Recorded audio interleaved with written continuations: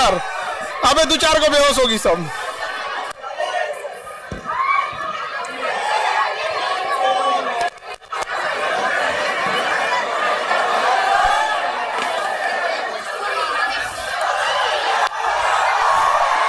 Stool ला दिए इन लोग के लिए।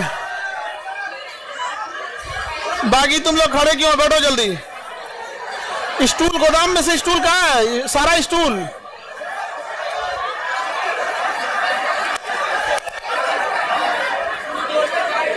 बैठ जाओ, बैठ जाओ। आगे वाले बैठ जाओ तुम। गधो नहीं बैठना है तो आगे मत खड़े हो।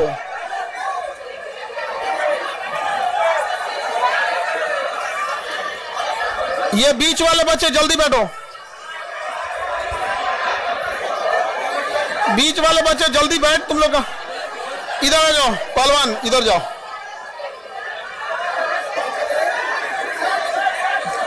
तुम इधर जाओ। बीचों में कुछ खड़ा हो जाती है। बाबू आप बैठ जाओ। तुम लोग पढ़ाएंगे कब हम?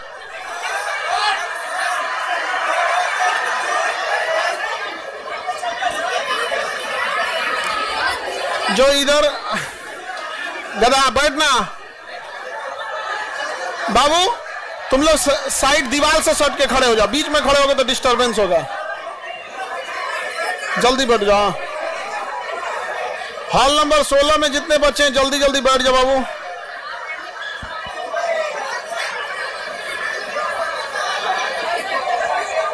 ये तो बेहोश होने का मूड बना रही है।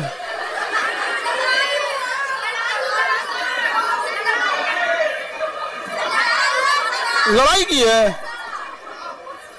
तुम तो शाकाहारी है, वीगन है, उस पे से लड़ाई कैसे करे? फिर फायदा क्या तुमको शाकाहारी होगा?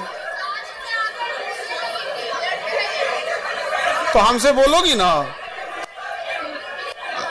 समझे? नहीं कोई बात नहीं, मुंह से नहीं बोला कर लो। ऐसे मारना होना वो अलग चीज है। मुंह से बोलने लगती है लो तो दिक्कत होता है। एक काम करिए, जिसको जगह नहीं है दरवाजा खोलिए, उनको बाहर दूसरे हॉल में बैठाइए। जगह जिनको, जो लोग नहीं एडजस्ट हो पाओगे, बीच में जो ऐसे लाइन लगा के खड़े हो गए हो तुम लोग चीन की दीवार बन के, उसके पीछे कैसे दिखेंगे? जो बीच में खड़े हो, पीछे वाले बच्चे आप एक लाइन आगे लगा लियो, इस वजह से डिस्टर्ब हो रहा है। वहीं बैठ जाओ आराम से। कल आप देखने रहा था, ये लड़कियों के बीच में कहां चला है? उधर लड़की है साहब।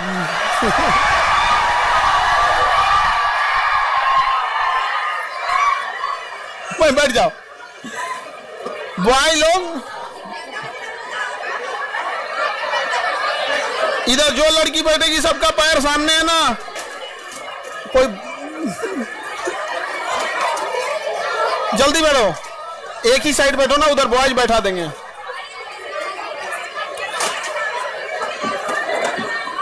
लड़की लोग में अगर बैठ के कोई स्टूल तोड़ दी तो पैसा लेंगे हम। बड़ी लड़की को स्टूल नहीं, दो लोग तोड़ देगी वो। बड़ी लड़की को स्टूल दोगे तो तोड़ देगी वो। सर फोड़ लेना लोग तुम लोग उसी पे। सर एक बार क्लासरूम दिखा दीजिए।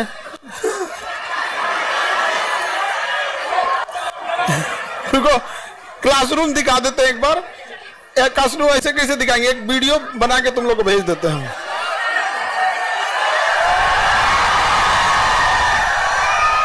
अरे हाथ नीचे को। ये पॉकेट जी के वाले बच्चे लोग, आप लोग अपने अपने जगह दूसरे हॉल में चले जाओ। लोग इस हॉल में जगह नहीं है। इस हॉल में बाबू जगह नहीं है। हॉल नंबर 16 में चले जाएंगे लोग। इस हॉल में जगह नहीं बचा हुआ।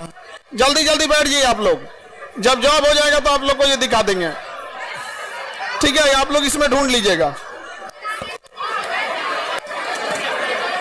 सीढ़ी पे बैठा दो, सीढ़ी पे। वेरी गुड, सीढ़ी बैठ जाओ। अरे अभी मेरा स्टेज तोड़ देती है।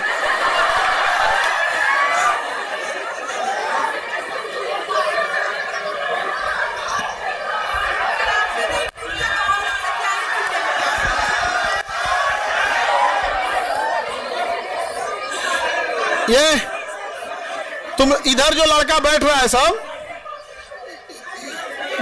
तुम लोग आराम से एडजस्ट हो जाओ। हाँ बैठ जाओ, बमनी आगे स्टूल लगा लो। हाँ ठीक है, अब वहीं बैठो ना। ठीक तो इतनी कहीं हट जाओगी तुम। छोटकियन सबको दे, तुमसे बड़ बिलार होती है सब गांव में, तुमसे बड़ बड़ बिलार घूमते हैं सब। अब शांति से बैठो, सुनो। अब हल्ला कोई नहीं करेगा। वो बीच में जो बच्चे खड़े हैं ना, जो खड़े हैं, पीछे वाला गेट खोलिए। अब तोरा कौन सी दिक्कत हो रहा है? उस साइडवा में है तो शांति से रहो ना तुम। यहाँ पे लिखने में कौन सी का लिखना है तुमको? बैठ गए वही बहुत, हम उधर कराएं कि तुम लोग का समझाएं? हल्ला नहीं करो लोग, और तुम लोग तो साइड साइड में एडजस्ट हो जाए। जो बीच में लाइन से खड़े हैं ना बच्चे, उनको या तो एडजस्ट कर दीजिए तो दूसरे हॉल में ले जाइए, क्योंकि उनकी वजह से पिछवा ना 200-300 बच्चों को दिक्कत हो रहा है। जो खड़े हो सामने, या तो जो बैठो ना तुम लोग, जो खड़ा रहेगा लाइन से वो लग जाएंगे हॉल नंबर 16-17 में ले जाइए।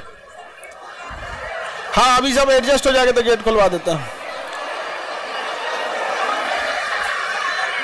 सब बैठ गया? जो नहीं बैठेगा उसको गेट खुलवाइए, उधर से ले जाइए।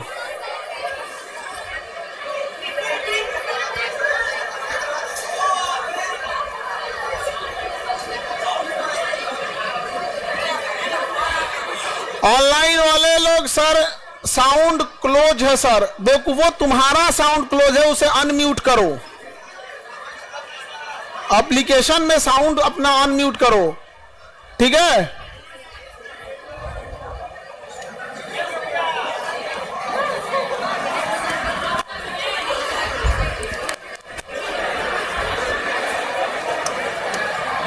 आई किसका रुमाल छूट गया है?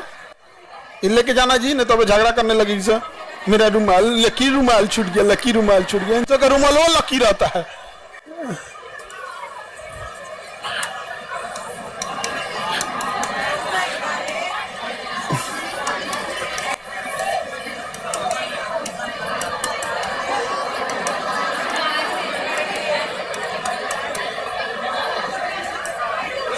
जो बच्चों को आवाज नहीं जा रहा है, गधो मोबाइलवा अनम्यूट कर। अब हम यहां से बोले भी तो उनको सुनाई नहीं देगा, क्योंकि वो म्यूट करके बैठे हैं, तो लिखना पड़ रहा है यहां पे, ठीक है? दूसरे हॉल में चले जाओ, बाबू डिस्टर्ब हो जाएगा इससे। दूसरे हॉल में जाओ। 6 बजे से स्टार्ट होना है तो 6:30 कर दिया सब। जल्दी करो जल्दी। क्या करना है? तो उसको कहीं से उधर बबुआ दब गया है, वो उसको दूसरे हॉल में भेज दो। क्या जी? अरे वो दब जाएगा जी। ये वाला गेट खोलिए तो उसमें से एक तो दूसरे हॉल में भेजिए इसको। अब हो गया? अरे खोल, गेट खुला ही रहने देना, गेट खुला ही रहने देना। सारा गेट खुला ही रहने दीजिएगा, ठीक है? गेट खोल दो पूरा। देख गधा कहीं का, गेट खोल उसको पूरा। हाँ अब उस पर बैठ जाओ। गेट खुला ही रहने दीजिएगा, सब उसी पे बैठ जाएगा सब। सारा गेट खुलवा दीजिए। क्या क्या तुम लोग को बैठाने में भी इतना झमेला रहता है, क्या ही बताया जाए। हाँ एक भी स्टूल टूट गया 300 रुपया लेंगे। हाँ पहले से टूटा हुआ है तो तुम 250 देना।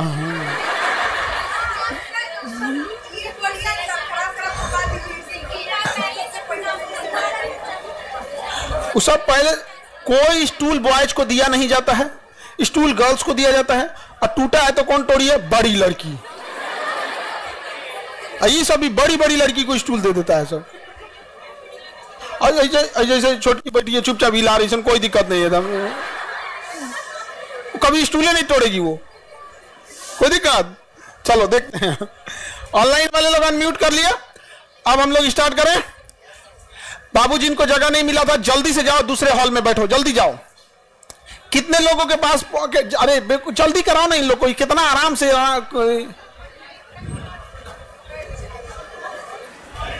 जल्दी हटाओ, बस फाइनल करो जल्दी। अब डिस्टर्ब बार बार नहीं करो। अंदरवा कहाँ आ रहा है तुम लोग? अंदर नहीं आना।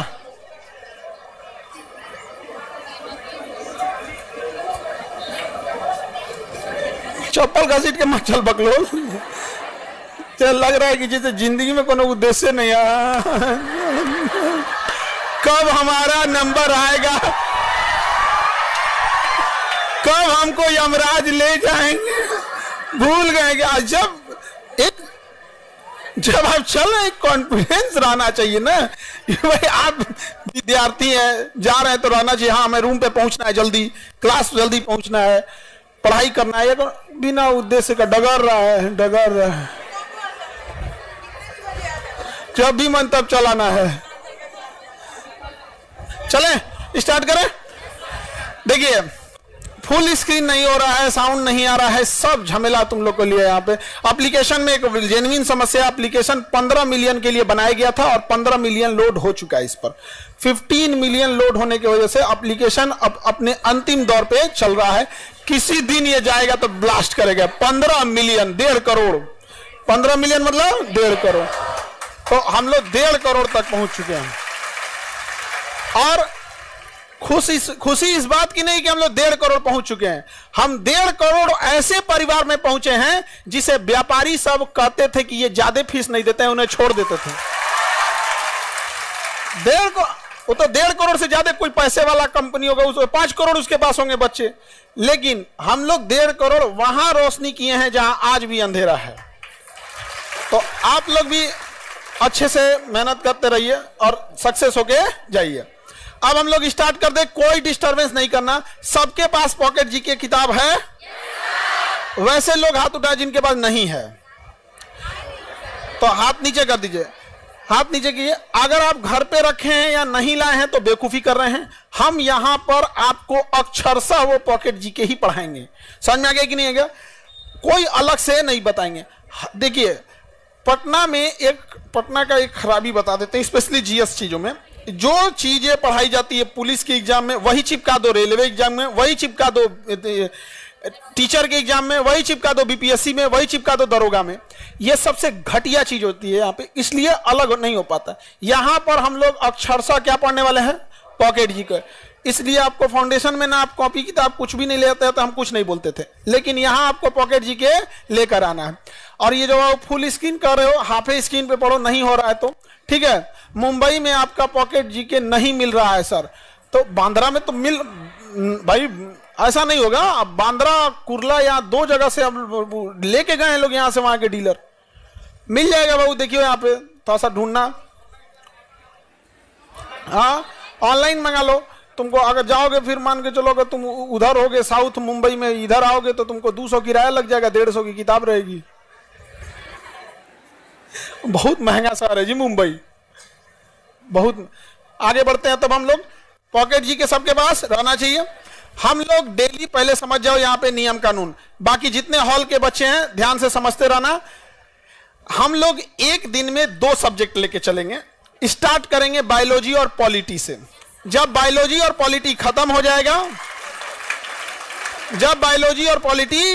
जाएगा, तब हम लोग इसको स्टार्ट करेंगे ज्योग्राफी और फिजिक्स।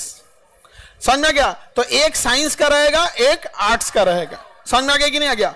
और उसी में हफ्ते में का जो करंट अफेयर रहेगा, तो फ्राइडे का दिन जो रहेगा, हफ्ते में एक दिन, जैसे पॉकेट जी के में हफ्ते में एक दिन, पूरे हफ्ते का करंट अफेयर, उस दिन 3 सब्जेक्ट हो जाएगा। बस एक दिन बस ऐसा होगा। पूरे हफ्ते में डेली का सारा करंट अफेयर जरूरत का नहीं होता है। जो मेन होगा हफ्ते में एक दिन बता देंगे, ठीक है? किसी दिन वो आपको बता देंगे, कोई जरूरी नहीं है कि वो फ्राइडे को या थर्सडे भी हो सकता है। तो ये शेड्यूल रहेगा, मतलब 2 सब्जेक्ट आपका चलेगा। स्टार्ट होगा आपका बायोलॉजी और पॉलिटी। बायोलॉजी और पॉलिटी आपको 480 पेज है लगभग, इसमें 450 पेज मोटा मोटी समझिए, 460, 484, मतलब लमसम 500 पेज है। हाँ लमसम कितना पेज है? 500 पेज। हम लोग 2 सब्जेक्ट लेके चलेंगे और बहुत अच्छे से हम लोग इसको रिवीजन करते चलेंगे। इसको कुछ नहीं करना है, जो यहां हम आपको बोल रहे हैं वो हमारे साथ बोलते हुए याद करना है, और रूम पे जाना है, उसको एक बार देखना है, सामने वाले को पकड़ा देना है कि ये पूछो। उससे कहिएगा दिमाग मत लगाओ, जो लिखा है उसको पूछ। समझ में आएगा? कोई दिमाग नहीं लगाना, लिखा है उसको पूछ। कई बच्चों क्या करते हैं ना, जैसे मान के चलिए आप 2 लोग पढ़े हो, समझ जाओ इधर, इधर समझो। जैसे ये दो लड़की पढ़ी हैं सब, तो इसको भी याद है, इसको भी याद है, तो सुनने के टाइम क्या करेगी, ये याद है ना, तो किताबवा नहीं देखी, आते से अच्छा बताओ तो लैमार्क का बुक का नाम, ये इतना टाइम लॉस की, इसका दिमाग लगाने की जरूरत नहीं है। देखिए लैमार्क के किताब का नाम, लैमार्क ने कौन सा सिद्धांत दिया, डार्विन का कौन सा सिद्धांत, एक एक सेकंड का यूज कीजिए। विद्यार्थी जीवन में सबसे बहुमूल्य चीज होती है एक एक सेकंड, ठीक है। अगर आपको अपना कॉन्फिडेंस चेक करना है तो किताब बंद करिए, अपने से पूछ के देखिए यहाँ पे, लेकिन जब एक दूसरे का सुन रहे हैं, कोई समय और कोई विद्वान बनने की कोशिश नहीं करना है। स्पष्ट जो लिखा है खट खट खट खट पूछिए, और उधर वो जवाब दे पाया या दे पाया, अपने डिस्कस कर रहे हैं लोग, तो वेट नहीं करना, नहीं याद है आगे बढ़ो। इन्हें की लैमार्क की किताब आई, एगो ईंटा रखना लोग, सरकारी ईंटा मार देना मुंह पे, धाए दे यहाँ पे, याद है तो सुना, नहीं याद है तो आगे बढ़। समझ में आ गया ना, पूछने में लेट करना है ना लेट। और एक और चीज करना लोग, सबसे अच्छा तो रहेगा तुम लोग आखिर फोनवा पे बतिएबे करते हो, तो तुम छोड़ने वाले नहीं हो फोन पे बात करना, वो हमको अच्छे से पता है। एटलीस्ट तुम लोग पॉकेटे जी के पूछो। समझ में आ गया कि नहीं आ गया। लड़की लोग को भी कहते हैं, कहना है मुझौसा तू नहीं उठ, हम खाना खा लिए हैं, पूछना है तो पॉकेट जी के पूछो, खाना खा लिए कि नहीं, बिना खैले मर नहीं जाएगा कोई, खाना खा लिए कि नहीं, यहाँ पे खाना ऐसा खाना नहीं बना, खाना खा लिए कि नहीं खाने के लिए। तो आपस में रूम पार्टनर में पूछना है तो रूम पार्टनर में पूछो, दोस्तों में पूछना है लेकिन टाइम नहीं लॉस करना है, किताब खोल के पूछना है, जो उसमें लिखा है वही पूछना है, ये अपना दिमाग नहीं लगाना है। आप टीचर नहीं है, आप स्टूडेंट है। हम लोग का काम है बिना किताब देख के पढ़ाएं, आपका काम नहीं है ये। स्टूडेंट और टीचर में डिफरेंस होता है, हमारा काम अलग है, आपका काम अलग है। आपको वही जानना है जो एग्जाम में पूछता है, हमें वो जानना है जो एग्जाम में भी पूछता है, और वो भी जानना है जो बच्चे डाउट में लेके आते हैं, क्योंकि आप बहुत सारा चीज ऐसे डाउट में लेके आते हैं जिसको एग्जाम में कोई लेना देना है, लेकिन फिर भी हम लोग को बताना पड़ता है। समझ में आ गया। पॉकेट जी के सबको लेके आना है, हाथ में सबके रहना चाहिए। अब किसी को एंट्री मत दीजिए, आप ये कहां गए लोग, किसी को एंट्री नहीं दीजिएगा लोग, ये एंट्री किसी को नहीं। अब इधर यहाँ पे कोई घूमना नहीं चाहिए, डिस्टर्ब हो जा रहे हैं हम, इतना लेट हो गया, अब तक गेट खुला रहना चाहिए। तुम कौन चीज से लग रहा है ट्रेन के जनरल डिब्बा में लटका है।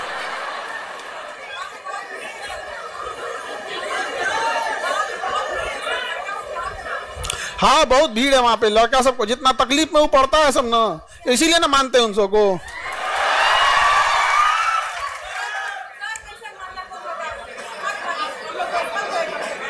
अब तो लेकिन लड़का सबको हम मानते हैं, लेकिन उतना नहीं मानते जितना लड़की सबको मानते हैं। अब तुम लड़का लोग को तो पता है कि हम किसको कितना मानते हैं।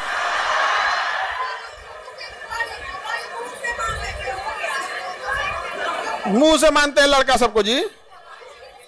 हमारा किडनी, फेफड़ा, स्प्लीन, हड्डी, सब चीज से मानते हैं आप लोग को। तो अब आप लोग को पढ़ाई करना है, और रिवीजन के लिए अब आपको टेंशन नहीं लेना है। स्टार्ट किया जाए। किस सब्जेक्ट से? बायोलॉजी। आपके पास पेज नंबर कितने पे है बायोलॉजी? लास्ट में होगा, लास्ट में होगा, पता 380, पेज नंबर 380 पे है, पेज नंबर 380 है, 380, पेज नंबर 380 खोलो, पेज नंबर 380 खोलो। जिसके पास बात करने वाला नहीं है वो क्या करेगा?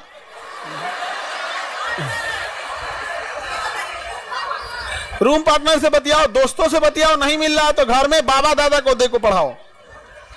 समझ में गया? बाबा को पढ़ाओ, लेकिन पढ़ाओ। जो दूसरों के हाथ में मेहंदी लगाता है उसका हाथ खुद भी लाल हो जाता है। समझ में आ गया कि नहीं आ गया? हम मेहंदी लगाने के लिए नहीं कर रहे हैं। और इस तरीका तुम हैंडीकैप हो, तुम्हारे बगल में हाँ हैंडीकैप हो? नहीं है वो, हैंडीकैप नहीं है। चलो ठीक है, तब कोई दिक्कत नहीं, भीड़ भाड़ में थोड़ा सा संभाल लेना। अब स्टार्ट करते हैं हम लोग। तुमको पीटेंगे पहलवान हम। देखो ध्यान से, हल्ला नहीं करो। आगे बैठ के बोलते हैं लोग ना तो आवाज यहां तक आने लगता है, फिर दिमाग डिस्टर्ब हो जाता है। पीछे वाला थोड़ा बहुत चल जाता है, यहां तक आवाज नहीं आता है। अब सुनो ध्यान से, हम लोग अब स्टार्ट कर रहे हैं किससे? बायोलॉजी। आधा टाइम हम बायोलॉजी पढ़ेंगे और आधा टाइम पॉलिटी। सबके पास है? पेज नंबर कितना है? 380। चलिए स्टार्ट किया जाए। पहला सिद्धांत देखिए यहां से, ये टॉपिक जब हम फाउंडेशन में पढ़ाते हैं तो सबसे लास्ट में पढ़ाते हैं, लेकिन ये पॉकेट जीके में सबसे पहले है। यहां कोई फाउंडेशन, कोई बीपीएससी का रूल नहीं लगेगा, यहां लगेगा पॉकेट जीके का रूल। तो हम लोग अब समझते हैं, स्टार्ट करते हैं। पहला सिद्धांत किसका पढ़ना है? लैमार्क का। लैमार्क का सिद्धांत कहिए या लैमार्क का ही लैमार्कवाद यानी उसका सिद्धांत कहा जाता है। इन्होंने उपार्जित लक्षणों के सिद्धांत दिए थे। इनका सिद्धांत क्या था? उपार्जित लक्षण के सिद्धांत। मतलब अगर हमारे शरीर में कोई लक्षण आ गया तो वही लक्षण हमारे कहां चला जाता है? वंशानुगत चला जाता है। किसने दिया था यह सिद्धांत? लैमार्क ने। इनकी पुस्तक का नाम फिलोसॉफिक जूलॉजी। ये क्वेश्चन पूछता है। लैमार्क की किताब का नाम फिलोसॉफिक जूलॉजी। लैमार्क का सिद्धांत आज कोई मानता नहीं है, लेकिन इन्होंने एक लंबे समय तक इस सिद्धांत को माना गया था। तो लैमार्क ने किताब जो लिखा था उस किताब का नाम फिलोसॉफिक जूलॉजी। अगर जूलॉजिक नहीं याद हो तो फिलोसॉफी के याद रखना है, पूरा का पूरा ध्यान से रखना है यहाँ पे इस सिद्धांत में। आगे बढ़े। कौन सी किताब थी? फिलोसॉफी जूलॉजी के। इन्होंने जो प्रतिपादन किया था उसमें वातावरण, आवश्यकता एवं उपयोग के आधार पर प्राणियों की संरचना में परिवर्तन हो सकता है। तो इन्होंने जो सिद्धांत दिया वो गलत हो गया, क्योंकि इन्होंने कहा कि जो संरचना में परिवर्तन आता है वो वातावरण के कारण आता है, उसकी आवश्यकता है इस आधार पे आता है, या उपयोगिता है। मतलब हमारे शरीर में परिवर्तन आएगा हमारी आवश्यकता के हिसाब से। लेकिन कहां परिवर्तन आया? अगर हमारी आवश्यकता देखिएगा तो मेरे जीभ की आवश्यकता सबसे ज्यादा है, क्योंकि सुबह से शाम तक हम अपने जीभ का ही प्रयोग करते हैं। तो इसके हिसाब से इसने कहा था कि हम जिस अंग का प्रयोग ज्यादा करते हैं वो हमारे शरीर में बड़ा होने लगता है। तो हमारा जीभ 22 हाथ का हो जाना चाहिए। हुआ? नहीं हुआ। यहां पर समझ में कि नहीं? आप लोग का भी कहां हुआ? आगे बढ़े। किसी को दिक्कत? इसका सिद्धांत क्या हो गया? फेल हो गया। क्या हो गया? फेल हो गया यहाँ पे। तो इन्होंने कहा था आवश्यक आधार पर संरचना परिवर्तन हो सकता है तथा धीरे धीरे यह परिवर्तन एक पीढ़ी से दूसरे पीढ़ी में जाता है। अभी और बकलोलवा कहा था कि हम जिस अंग का प्रयोग करेंगे बड़ा हो जाएगा, और फिर अगली संतान में वो बड़े पैदा हो गए। यानी हमारा लड़का होता ना तो उसका जीवा पहले से लंबा रहेगा। नहीं समझ में आ गया? यह गधा कहीं का कौन सिद्धांत दिया रे तुम यहाँ पर? समझ में गया? तो ये ऐसा नहीं हो सकता। इसके सिद्धांत को नहीं माना गया यहाँ पे लैमार्क ने। इन्होंने पक्ष में प्रमाण क्या दिया? कोई ना कोई प्रमाण देंगे, ऐसे तो वैज्ञानिक नहीं हो जाएंगे। इन्होंने कहा जिराफ अपनी गर्दन का प्रयोग ज्यादा ऊंचा करता था इसलिए उसकी गर्दन क्या हो गई? ऊंची हो गई। कहता था सांप झाड़ियों में छुपता था तो उसका पैर फंस जाता था, शरीर छुप जाती थी, तो इसलिए पैर को सिकोड़े उसका पैरे गायब हो गया। मतलब जौन ची माना है तौन ची बोल दिया यहाँ पे। उसके बाद जलीय पक्षी को पानी ज्यादा हटाना था तो ऐसे उंगलियां दूर करते थे तो इससे पानी निकल जाता था बाहर, इसलिए इसमें उनके क्या आ गया? जुड़ाव आ गया। बत्तख का पैर देखिएगा ना, पानी ज्यादा मारने के लिए ऐसे हो गया। जोन ची मनाया वो बोलने लगा यहाँ पे। मांसाहारी जीवों में दांत जो हो गया नोकीला होने लगा। तो इसके सिद्धांत दिया था, लेकिन इस सिद्धांत को माना नहीं गया, इस सिद्धांत को नकार दिया गया। किसी को दिक्कत? अगला सिद्धांत है जनन द्रव्य की निरंतरता का सिद्धांत। विजमैन ने दिया था जनन द्रव्य की निरंतरता का सिद्धांत। इसने कहा था कि जिस चीज का प्रयोग हम नहीं करते हैं वो खत्म होने लगता है। विजमैन ने कहा जिस चीज का प्रयोग हम नहीं करते हैं वो खत्म होने लगता है। कह रहे जनन द्रव्य कभी नष्ट नहीं होता, यह एक पीढ़ी से दूसरी पीढ़ी में स्थानांतरित हो जाता है, विभिन्न जनन द्रव्य द्वारा वंशानुगत हो जाते हैं। अब इसका प्रयोग उन्होंने चूहे पर करके दिखाया था विजमैन के सिद्धांत को। चूहे का प्रयोग किया विजमैन ने, और एक चूहे की पीढ़ियों में उसने देखा कि चूहे का जीवन काल बड़ा छोटा होता है, वो अगले महीने 2 महीने के बाद उसकी अगली पीढ़ी हम प्राप्त कर सकते हैं। लेकिन अगर हम बकरी पालेंगे तो उसकी अगली पीढ़ी प्राप्त करने में 6 महीना 7 महीना लग जाएगा, तो रिसर्च करने में टाइम लग जाएगा। इसने जानबूझ के छोटा जीव लिया चूहा, क्योंकि उसका ना जीवन चक्र बड़ा छोटा होता है। तो चूहे की 22 पीढ़ियों का पूंछ काट दिया इस उम्मीद में कि अगली पीढ़ी में पूंछ नहीं आएगा, लेकिन अगली पीढ़ी में फिर से पूंछ आ गया। दूसरा एक और देखेंगे, भारत में सदियों से कान छेदने की क्या चल रही है परंपरा। अगर यही सिद्धांत है तो अगर हर लड़की का कान छेदाया रहता है तो आखिर जब सदियों से छेदा के कान आ ही रहा है तो क्यों ना लड़की जब पैदा हो तो उसका ऑटोमेटिक कान में क्या हो? कान छेदाया ही रहे। लेकिन ऐसा नहीं होता है, कान बाद में क्या करना पड़ता है? छेदवाना पड़ता है कान में। यहाँ समझ में आ रहा है कि नहीं आ रहा? तो विजमैन का भी सिद्धांत क्या हो गया? फेल हो गया। विजमैन का सिद्धांत फेल हो गया। किसी को दिक्कत? तो ये सभी चीजें क्या हो गए? फेल हो गया।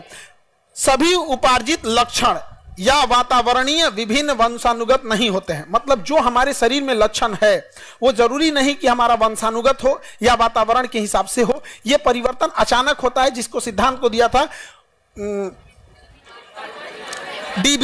ह्यूगो डी ब्रिज ने दिया था। अब देखते हैं डार्विन का सिद्धांत। डार्विन और डी ब्रिज यही दो का सिद्धांत सक्सेस रहा। लैमार्क और विजमैन का सक्सेस रहा, लैमार्क का फेल हो गया। अब क्वेश्चन क्या पूछेगा? जिराफ का सिद्धांत लैमार्क, सांप का पैर गायब हुआ लैमार्क, चूहा पे प्रयोग वीजमैन, चूहे पे प्रयोग फिलोसॉफिकल ज्योग्राफी का किसकी पुस्तक है? लैमार्क को सिद्धांत को माना गया, नकार दिया गया, क्या किया गया? नकार दिया गया। अब आते हैं कौन सा सिद्धांत में? डार्विन का सिद्धांत। कौन सा सिद्धांत? डार्विन। अब समझना क्वेश्चन कहां से आएगा। डार्विन का सिद्धांत। कौन सा सिद्धांत? डार्विन का सिद्धांत। डार्विन के सिद्धांत को कहते हैं प्राकृतिक वर्ण का सिद्धांत। कौन सा? प्राकृतिक वर्ण। अब इधर समझो सब लोग ध्यान से, प्राकृतिक मतलब नेचर, वर्ण मतलब सिलेक्शन। नेचर जिसे सेलेक्ट करेगा वही जिंदा रहेगा। किसने बोला था? डार्विन। नेचर जिसे सेलेक्ट करेगा वही जिंदा रहेगा। किसने बोला? डार्विन ने बोला। किसने बोला? डार्विन। जैसे कोरोना पैदा तो हो गया, कोरोना पैदा तो हो गया, उसने नेचर से लड़ने का बड़ा प्रयोग किया। अभी हम सारा सिद्धांत बता देंगे। तो देखिए डार्विन ने क्या बोला? नेचुरल सिलेक्शन, प्राकृतिक वर्ण, नेचुरल सिलेक्शन, प्राकृतिक वर्ण। किसने बोला? उपार्जित अंग का सिद्धांत लैमार्क। उपार्जित अंग, नेचुरल सिलेक्शन, फिलोसॉफिकल ज्योग्राफी का लैमार्क। चूहे पे प्रयोग वीजमैन, चूहे पे प्रयोग Weissman. Natural selection, origin of the species Darwin. Darwin की किताब का नाम origin of the species. Darwin की किताब, डार्विन का किताब origin of the species, origin of the species. दोनों का किताब पूछेगा और ये आगे भी पूछेगा। देखिए डार्विन का सिद्धांत कितना बेहतरीन था। डार्विन के प्रमुख सिद्धांत में से जीव जंतु में संतान उत्पन्न करने की प्रचुर क्षमता होती है, यानी कोई भी जानवर हो उससे बहुत सारे संतान उत्पन्न कर सकता है। इतना ना संतान उत्पन्न कर दिया कि हम दो, हमारे दो, छोटा परिवार, संपन्न परिवार, सुखी परिवार, ये सब करना पड़ गया, नहीं तो भर देता पृथ्वी। नहीं समझ में गया? मुर्गा मुर्गी को देखो, डेली कटा रहा है मुर्गा, फिर भी कम नहीं हो रहा है। कितना काट जा रहा है, जो पैदा हो गया तो ना को काट दे रहा है, जो नहीं पैदा हुआ उसका अंडा भूज के खा जा रहा है, फिर भी कम नहीं हो रहा है। तो इसी ने बोला था संतान उत्पन्न करने की प्रकृति क्षमता। गुड नाइट जलाते हैं, कॉइल जलाते हैं, सड़क पर धुआं छोड़ता है, फिर भी मच्छरवा पैदा हो जाते हैं सब, क्योंकि संतान उत्पन्न करने की प्रबल क्षमता। समझ में आ गया? किसने बोला था? किसी भी जीव को, जंगल में शेर है, सांप है, मौसम है, गर्मी है, बरसात है, बाढ़ में इतने जानवर मरते हैं, फिर भी जानवर कम नहीं होते हैं सब।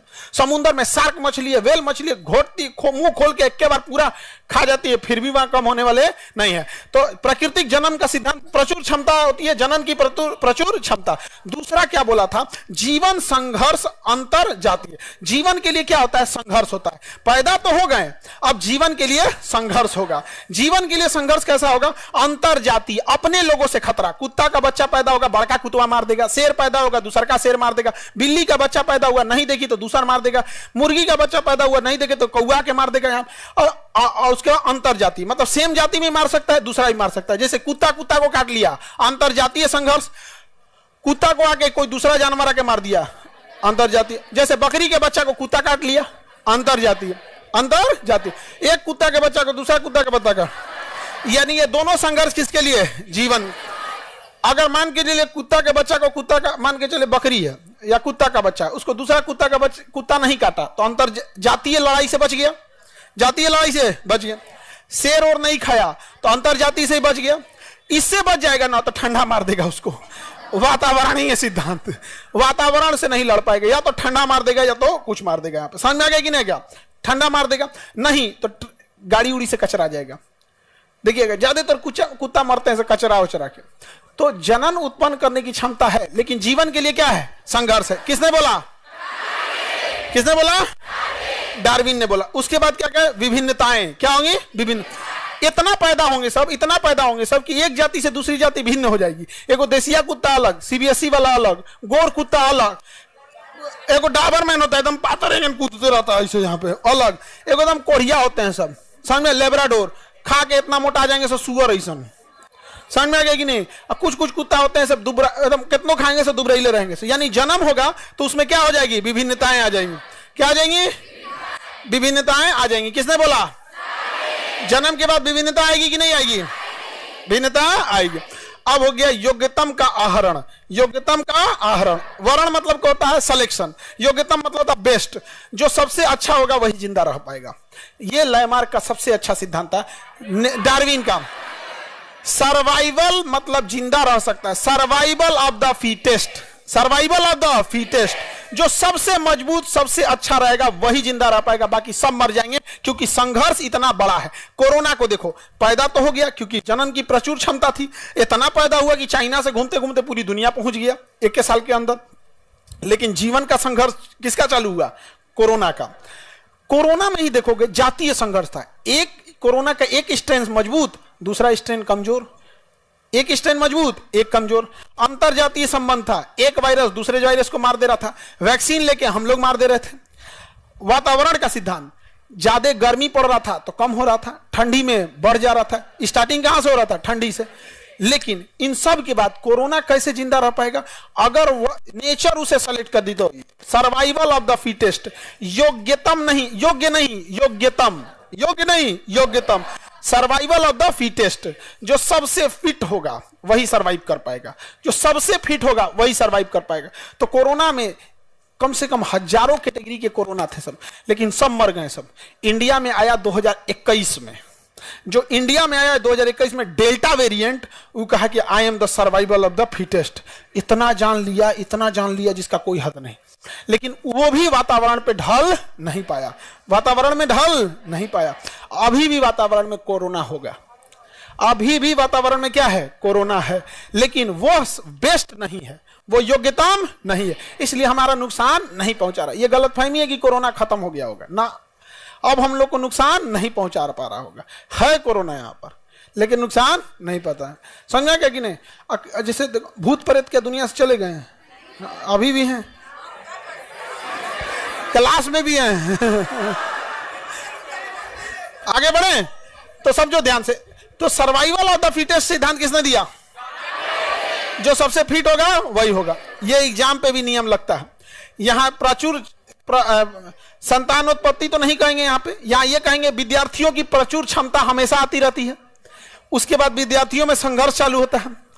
अपने लॉज के बच्चों से संघर्ष करो, फिर आरक्षण वालों से संघर्ष करो, फिर कट ऑफ वाला कैटेगरी वाला उससे संघर्ष करो। उसके बाद वातावरण, यानी कभी पेपर लीक हो जाएगा, कभी परीक्षा लीक हो जाएगा, क्वेश्चन बिक जाएगा, वातावरण से संघर्ष करना। इस सब के बाद आपका सिलेक्शन तब होगा जब आप एकदम कट ऑफ के बाहर रहें, तब जाएंगे आप कट ऑफ के बाहर। कट ऑफ के बाहर के बाद भी क्या होगा? मेरिट लिस्ट में छटने का डर होगा। अनुकूल लक्षण का वंशानुगत होना, तो हमारे में वही लक्षण जाएंगे जो वातावरण के लिए ठीक होते हैं। तो बताइए, सर्वाइवल ऑफ द फिटेस्ट किसने दिया? Origin of the species, origin of the species. कोई दिक्कत? मिटा के पूछें, बताएंगे ना। जैसे कश्मीर जैसे ठंडे जगह पे, वहां बहुत सारे ऊंट जन्म लिए होंगे। किसी ऊंट के ऊपर चर्बी कम होगी, किसी पे चर्बी ज्यादा होगी। कौन जिंदा रहेगा? जिस पे चर्बी ज्यादा होगी। कश्मीर में 2 तरह का ऊंट जन्म लेगा, एक के शरीर पे बाल नहीं होगा, एक के शरीर पे बहुत ज्यादा बाल होगा। कौन जिंदा रहेगा? क्योंकि जो सबसे योग्य होगा वही जी पाएगा, और उसी के बच्चे आगे जी पाएंगे। ऐसा नहीं कि कश्मीर में क्या बिना बाल वाला ऊंट नहीं रहा होगा, रहा होगा, लेकिन वो संघर्ष में मराया होगा। किस संघर्ष में? अपने अंतरजाति में, अंतरजाति में नहीं, वातावरणीय में। मराया किस में? डायनासोर किस में मराया? वातावरणीय में। जितना दुनिया में से गया है किस में? वातावरणीय में। अब जो बच गया उसी के संतान जिंदा रहे, नहीं तो इसमें नहीं। जैसे मान के चलिए किसी का लड़का हुआ, उड़ने लगा, वो क्या हो गया? उड़ने लगा। यहाँ पे अब हो गया दिक्कत, पैदा तो हो गया वो उड़ने वाला, अब उसका संघर्ष चालू होगा। पैदा हो गया, अब क्या होगा? जीवन के लिए संघर्ष। जैसे उड़ेगा, बानर ढकेल देगा उसको, इको पेड़ पे बैठेगा, बंदर ढकेल देगा, उसे ढकेल, ड्रोन से टकरा जाएगा, इधर उधर। वातावरण में बारिश होगा, कहीं घेरा गया, बिजली गिर गया उसके ऊपर, कुछ ना कुछ होगा, उसको मराएगा वो यहाँ पे। नहीं तो कहीं पोल पे बैठेगा, ट्रांसफार्मर पे मरा जाएगा, यहाँ पर खत्म हो जाएगा, क्योंकि वो योग्यतम नहीं है, योग्यतम नहीं। लेकिन अगर वो अपने आप को कैसे बचा ले गया, अगर अपने आप को बचा ले गया, अगर वो फिट बैठ गया, सर्वाइवल ऑफ द फिटेस्ट, अगर इस वातावरण में फिट बैठ गया, फिट बैठ नहीं पाएगा। रीजन समझो, उसके पास पंख होगा तो रूल है कि पंखवा गर्मी के दिन में झड़ जाना चाहिए, क्योंकि पंख इतना गर्म होता है कि गर्मी के दिन में झड़ेगा नहीं ना तो मर जाएंगे सब। तो उसका पंख झड़ जाना चाहिए। अगर पैदा हो गया और पंखवा नहीं झड़ा गर्मी के दिन में तो गर्मी से मर जाएगा। अच्छा, कहीं उल्टा हुआ, ठंडी के दिन में झड़ गया तो ठंडा मार देगा। ठंडी के दिन में नया पंख आना चाहिए। तो उसको 50 गो झमेला है जिंदा रहने के लिए। 50 झमेला, इस सारा झमेला के बाद अगर वो बच गया तब उसकी संतान उत्पत्ति होगी और उसकी संतान और हम लोग में लड़ाई होगा। एक समय आएगा हम लोग को नोच नोच के फेंक देगा सब, और उसके बाद वो अपना दुनिया बनाएगा सब। जैसे हम लोग कभी तेलंगाना का जंगल साफ करो, कभी मुंबई का आर्य जंगल साफ करो, कहीं कहीं साफ करो। हम लोग बच गए हैं, हम लोग इस पृथ्वी पे बच गए। नहीं तो आज से जाके देखो 10,000 साल पहले उघारे घूमता था मानव। नहीं समझ में आ गया? धीरे धीरे क्या हो गए? फिट हो गए। तो सर्वाइवल ऑफ द फिटेस्ट किसने बोला था? हाँ, survival of the fittest, natural selection, किताब का नाम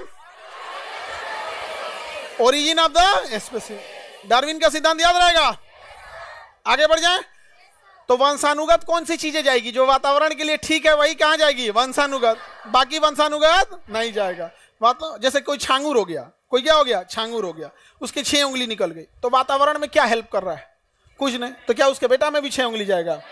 लेकिन कश्मीर में पैदा होने वाला जानवर, उसके शरीर में बहुत सारा बाल है, लेकिन वो वातावरण में जिंदा रहने में हेल्प कर रहा है। तो क्या वो अगली पीढ़ी में जाएगा? अगली पीढ़ी में जाएगा। किसी को कोई दिक्कत? उत्परिवर्तन का डार्विन का सिद्धांत सही था और एक डी ब्रिज का सिद्धांत था। किसका? डी ब्रिज का। डी ब्रिज का सिद्धांत का नाम है उत्परिवर्तन। डी ब्रिज के सिद्धांत का नाम, डी ब्रिज का सिद्धांत याद रहेगा। अचानक से हुआ परिवर्तन क्या कहलाता? उत्परिवर्तन। अचानक से हुआ परिवर्तन, उत्परिवर्तन। कोई दिक्कत? जैसे आप अभी समझाएं, अचानक से कोई बच्चा जन्म लिया जिसका पंख रहेगा, तो वो क्या कहलाएगा? उत्परिवर्तन। तो जब भी उत्परिवर्तन होगा, जब भी क्या होगा? उत्परिवर्तन, तो उसके बाद किसका नियम लग जाएगा? डार्विन का। उत्परिवर्तन से जन्म तो ले लेंगे, उत्परिवर्तन से क्या ले लेंगे? जन्म तो ले लेंगे, लेकिन जीवन के लिए संघर्ष होगा। वो या तो वातावरण मार देगा, या तो उसी के जाति वाला मार देगा, या उसके बाहर वाला जाति वाला मार दिया, और नहीं मराया तो एक लंबे समय तक अपने आप को वो योग्य सिद्ध नहीं कर पाएगा, मर जाएगा। कई बार देखिएगा किसी गांव में कभी सुनते होंगे, कोई ऐसा बच्चा जन्म लिया जिसका 3 गो आंख हो गया। कई बार ऐसा होता, अजीब टाइप का जन्म ले लिया, यहाँ पे पूंछ रह गया, यहाँ पे जन्म तो लेने को ले लिए, वो कहलाएगा उत्परिवर्तन। अचानक से होने वाला परिवर्तन, उत्परिवर्तन। लेकिन उत्परिवर्तन सिद्धांत किसने दिया? हाँ, डी ब्रिज। अरे उत्परिवर्तन सिद्धांत, डी ब्रिज। उत्परिवर्तन से जन्म तो ले लेते हैं, उत्परिवर्तन से क्या ले लेगा? जन्म। उत्परिवर्तन से क्या ले लेगा? लेकिन सरवाइव करेगा? सरवाइव किससे करेगा? डार्विन से। किसे करेगा? डार्विन से। अगर सारा लड़ाई जीत गया तो सरवाइव कर जाएगा। तो लोग कहेंगे ना, पहले मुर्गी की पहले अंडा, पहले मुर्गा।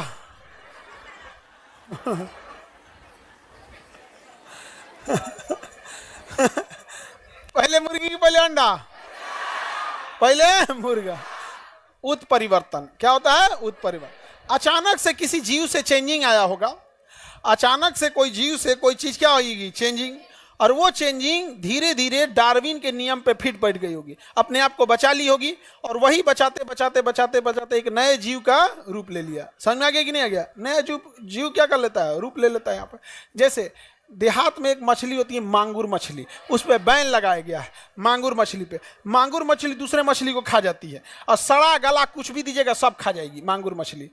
उसको बीमारी के कारण मतलब सड़ा गला कुछ खा जाएगी, और उसको लोग खाएंगे तो हो जाएगा। इसे थाईलैंड के लोगों, थाईलैंड में उगाया गया था। तो थाईलैंड में जब इसे उगाया गया था ना, तो मांगुर मछली को इसलिए उसमें उत्परिवर्तन किया गया।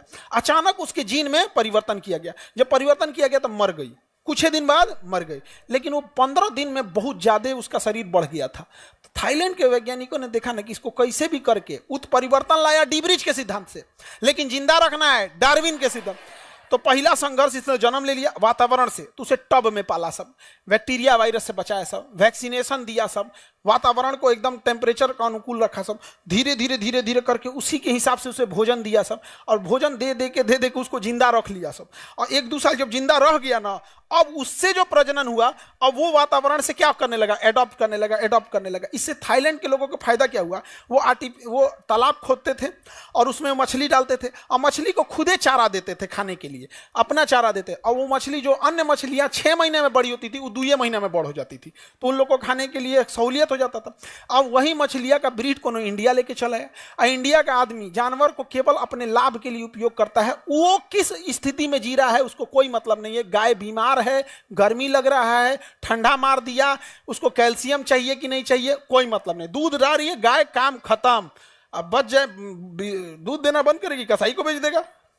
तो हमारे यहाँ ले आया मांगुर मछली, थाईलैंड ने बनाया था साफ सुथरा पानी के लिए, हमारे यहाँ ले आके गढ़ा में छोड़ दिया। और गढ़ा में छोड़ा तो वो तो सरवाइव कर चुकी थी, और उस सरवाइव की तो और घुसिया गई, दूसर मछलियां को लगी काटने, और काट काट के सब मछली मार दी। इसलिए अगर किसी तालाब में केवल एक ठो छोड़ दीजिएगा ना थाई कैटफिश को, पूरे मछलियों को नष्ट कर देगा। और कुछ भी खा जाएगा, मेढक ओढक कुछ खा जाएगा, और उससे बीमारी उसके शरीर में आ जाएगा। और इतना जल्दी विकास करता है कि वो बीमारी अगर आ गया तो बीमारी शरीर में अभी पनप रहा है, धीरे धीरे शरीर बीमारी को मार देता है। जैसे आपको घाव हुआ, धीरे धीरे सही हो जाता है, लेकिन उसका शरीर मांगुर मछली का इतना तेज विकास होता है कि अगर उसके शरीर में कोई गड़बड़ी है तुरंत विकास कर लेगा, कोई मार के खा जाएगा और बीमार पड़ जाएगा। अरे भाई साहब, उसको थाईलैंड ने विकसित किया था अपने हिसाब से, और हम लोग खा रहे हैं गड़हा में मार के। तो उत्परिवर्तन समझ में आ रहा है? अचानक परिवर्तन और उसको डार्विन के आधार पर सस्टेन रख लेना। तो उत्परिवर्तन को और डार्विन समझ में आ गया? ये दोनों होशियार था सब। डी ब्रिज होशियार था जिसने उत्परिवर्तन दिया, और डार्विन होशियार था जिसने प्राकृतिक संरक्षण का सिद्धांत दिया। और उधर या दोनों बकलोल था सब, लैमार्क और विजमैन। लैमार्क और विजमैन याद रहेगा, हटा दे। उत्परिवर्तन समझ में आ गया? उत्परिवर्तन का सिद्धांत किसने दिया? उत्परिवर्तन का सिद्धांत। इसके अनुसार कुछ पादपों तथा जंतुओं में क्रमिक विकास नहीं होता है, वरना उसमें आकस्मिक, तो उसमें क्या होता है? आकस्मिक, मतलब अचानक ही चेंजिंग होता है। जीन की संरचना में आय या परिवर्तन एक पीढ़ी से दूसरी पीढ़ी में चला जाता है, एवं अचानक एक नई पीढ़ी का क्या हो जाता है? उद्भव हो जाता है। लेकिन यह नई पीढ़ी जिंदा रहेगी या नहीं रहेगी, ये कौन डिसाइड करेगा? डार्विन। कौन डिसाइड करेगा? डार्विन। कोरोना उत्परिवर्तन तो हो गया, उत्परिवर्तन को अंग्रेजी में कहते हैं म्यूटेशन। उत्परिवर्तन को क्या कहते हैं? म्यूटेशन। म्यूटेशन म्यूटेशन हो गया, लेकिन म्यूटेशन को सस्टेन कौन रोकेगा? डार्विन। कौन रोकेगा? डार्विन नहीं, बल्कि डार्विन का सिद्धांत। आप कहना जो चाहते हैं हम समझ रहे हैं, आप डार्विन बोलिए। उत्परिवर्तन को सर्वाइव कौन करेगा? Origin of the species, philosophical geography का, नेचुरल सिलेक्शन, डार्विन।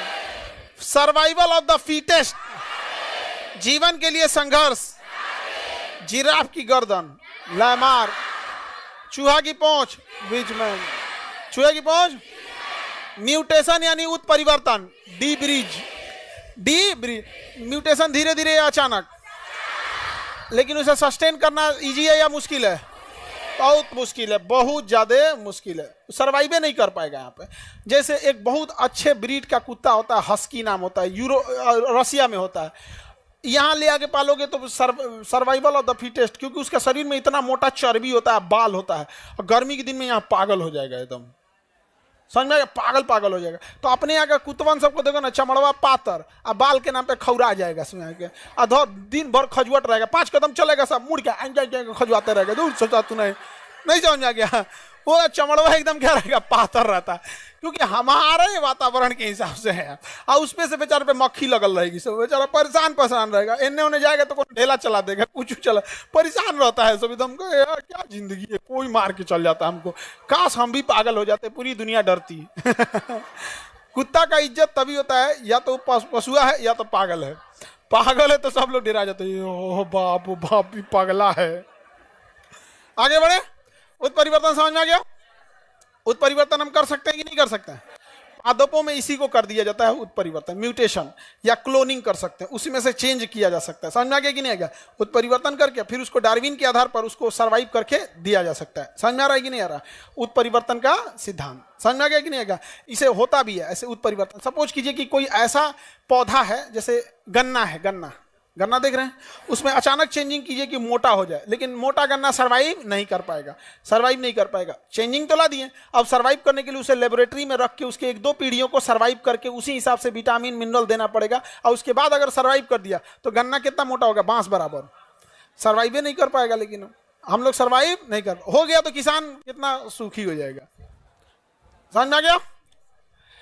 जय विकास एवं जय विकास के प्रमाण।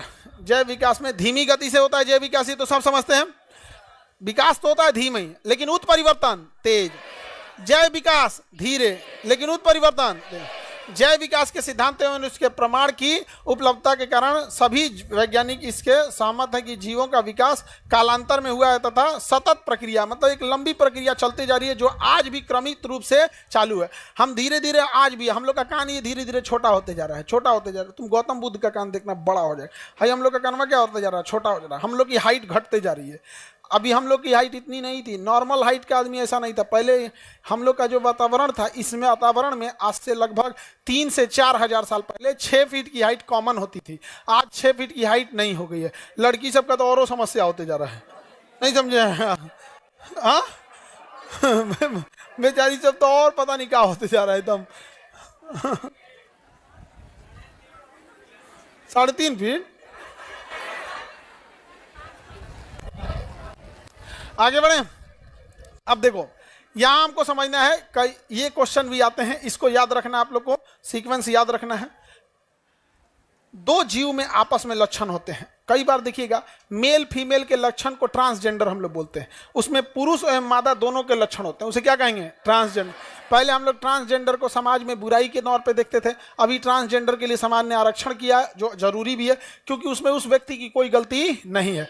और समाज हमेशा गलत बोलने लगेगा उसको कोई नौकरी देगा नहीं। और वो कहीं पैसा मांगेगी सड़क पे या रोके तो का ये सबको खाली पैसे मांगना रहता है। अरे भाई तो तुम नौकरी दे दे, नौकरी देगा नहीं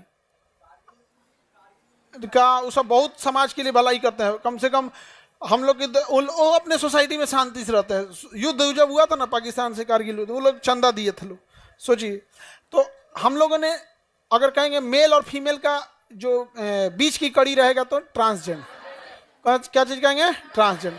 उसी तरह से कई बीच के कड़ी हैं जिससे सवाल आपसे पूछता है। जैसे आपका पहला जो होता है मछली, पीसीज वर्ग में आता है। देखो ये वर्गीकरण को इसको हम बता देते हैं, जितने मछली होते हैं उन्हें टेक्निकल नाम में पीसीज कहते हैं। क्या कहेंगे? पीसीज। जो मेढक वगैरह हो गए जो दोनों जगह पर रह सकते हैं उसे क्या कहेंगे? एम्फीबियन। मछली को पीसीज, दोनों जगह रह सकता है एम्फीबियन। रेंगेगा तो रेप्टिलिया, रेंगेगा तो जमीन पानी दोनों पर रहेगा एम्फीबियन। उड़ेगा तो एबीज, तैरेगी तो पीसीज। मछली को पीसीज, उड़ने वाले को एबीज। ये क्वेश्चन आपको ना कई बार जीएस में ना देके रीजनिंग में दे देता है। जब पक्षी का संबंध एबीज से है, मेढक का संबंध एम्फीबियन से है, तो मछली का संबंध किससे, इस टाइप का दे देता है। मछली पीसीज, इसी से बना है पीसी कल्चर। समझ में आ गया? मछली पालन पीसी का, तो मछली के ग्रुप को पीसीज, रेंगने वाले को रेप्टिलिया, उड़ने वाले को एबीज, स्तनधारी को मैमिलिया। हम लोग किसमें आएंगे? मैमिलिया की पहचान वो अपने बच्चे को दूध पिलाता है। समझ में आ गया? मेल और फीमेल में स्तन होते हैं दोनों में, लेकिन फीमेल में स्तन ग्रंथि होती है, जो एक उम्र होने के बाद स्तन ग्रंथि काम करना प्रारंभ कर देती है, लेकिन बचपन से ही स्तन ग्रंथि काम नहीं करेंगे। तो मेल और फीमेल दोनों स्तनधारी में आते हैं, लेकिन स्तनधारी किसके पास, स्तन ग्रंथि किसके पास होती है? फीमेल के पास। तो मानव किसमें आएगा? स्तनधारी में। बकरी, गधा, घोड़ा, भैंस, सब पर्यायवाची है तुम लोग का। पर्यायवाची समझते हो? हाँ, क्या होता है पर्यायवाची? सिनोनिम्स। किसका सिनोनिम्स था ये? आप लोग का। आगे बढ़े। ये क्या नाम दे सर? मेरी चाची FIR नाम डाल दी है, मैं नौकरी नहीं कर पाऊंगा, प्लीज हेल्प कीजिए। ऐसा रहे तो सब चाची लोग नौकरियां खाते रह जाएंगी लोग। हाँ, ऐसा कुछ नहीं होता है। FIR नाम डालने से कुछ नहीं होगा। चार्जशीट से अपना नाम हटवा लीजिएगा, आप प्रूफ दे दीजिएगा कि हम यहाँ नहीं थे। समझ में आ गया कि नहीं आ गया? सॉलिड प्रूफ है तो ठीक है, जैसे हॉस्पिटल में एडमिट थे, CCTV फुटेज है, कहीं कुछ है। अगर सॉलिड प्रूफ नहीं है तो फिर एक और प्रूफ है जो हर जगह काम करता है, समझते ही हैं?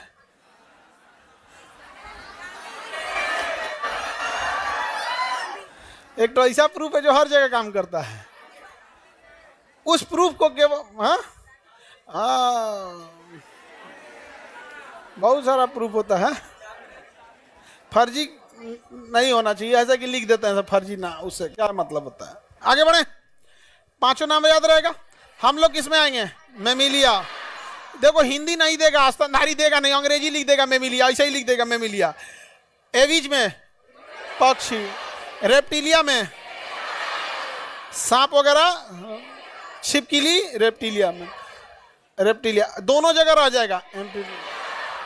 और मछली, मछली पीसी, सब में रीढ़ की हड्डी होती है। इन सब में क्या होती है? रीढ़ की हड्डी। जिसमें रीढ़ की हड्डी होती है उसको क्या कहा जाता है? मेरुदंड कहते हैं।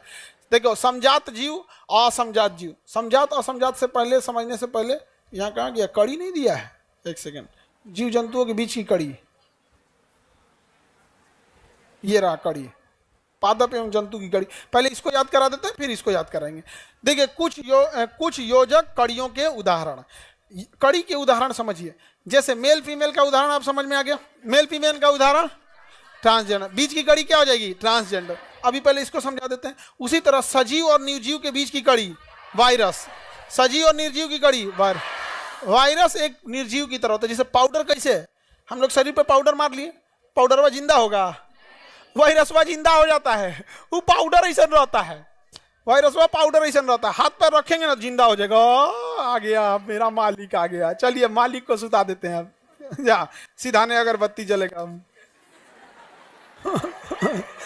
नहीं समझे? सीधाने क्या जलेगा? मतलब मर गए। सीधाने अगरबत्ती का मतलब क्या होता है? मर गए। तो वायरस सजीव है या निर्जीव? हाँ दोनों है। अगर उसको किसी लोहा वहां पे रखेंगे तो निर्जीव, ऐसे देखेंगे कैसन है, तुरंत सजीव हो जाएगा। बहुत कचरा होता है सजीव और निर्जीव के बीच की कड़ी।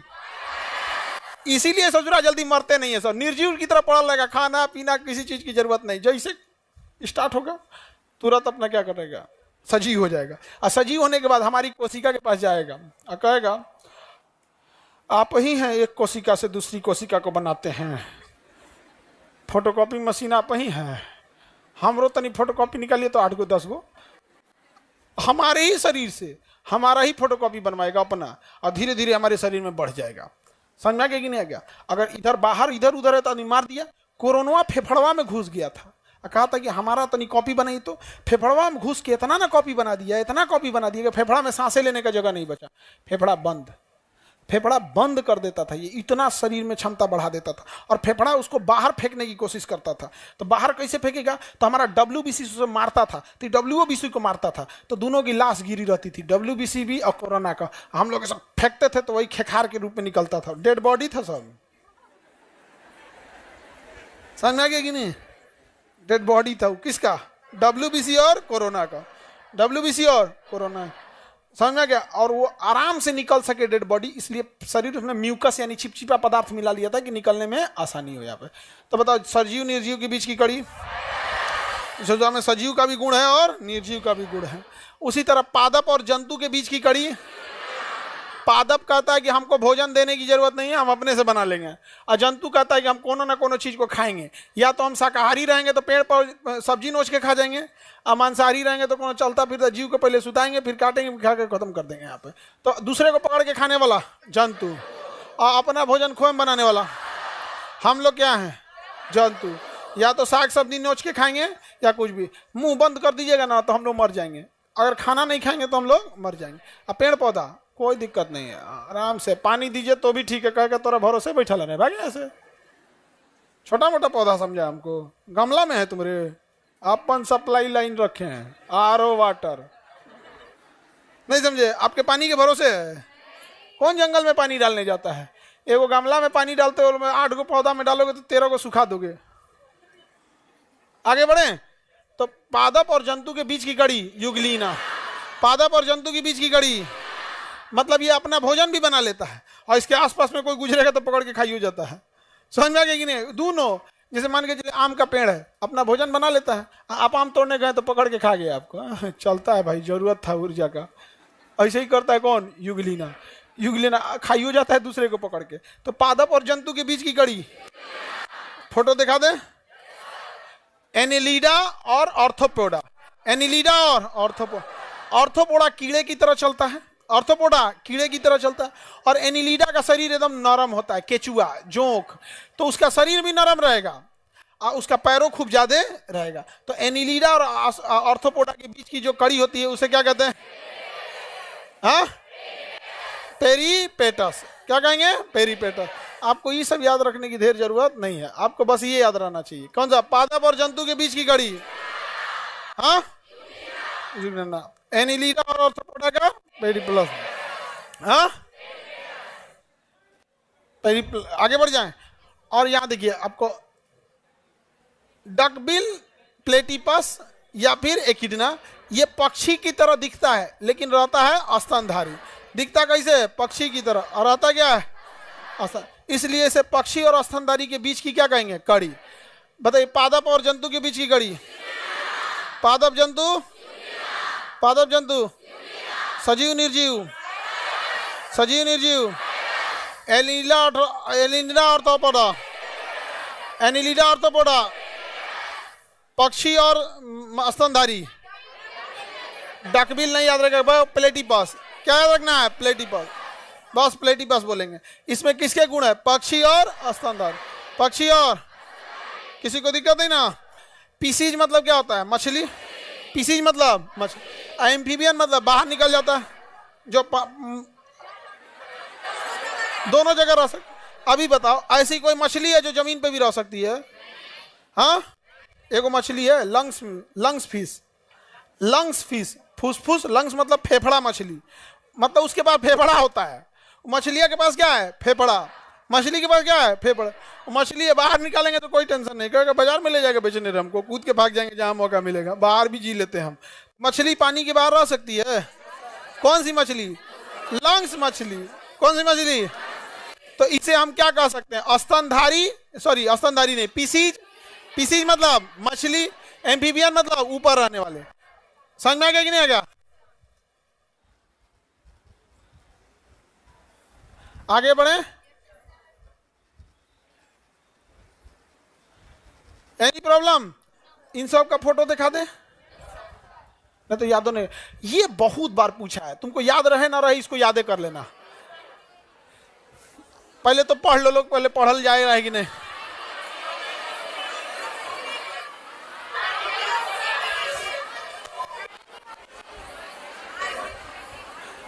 बेचारा हम लोग को पढ़ले नहीं जा रहा है।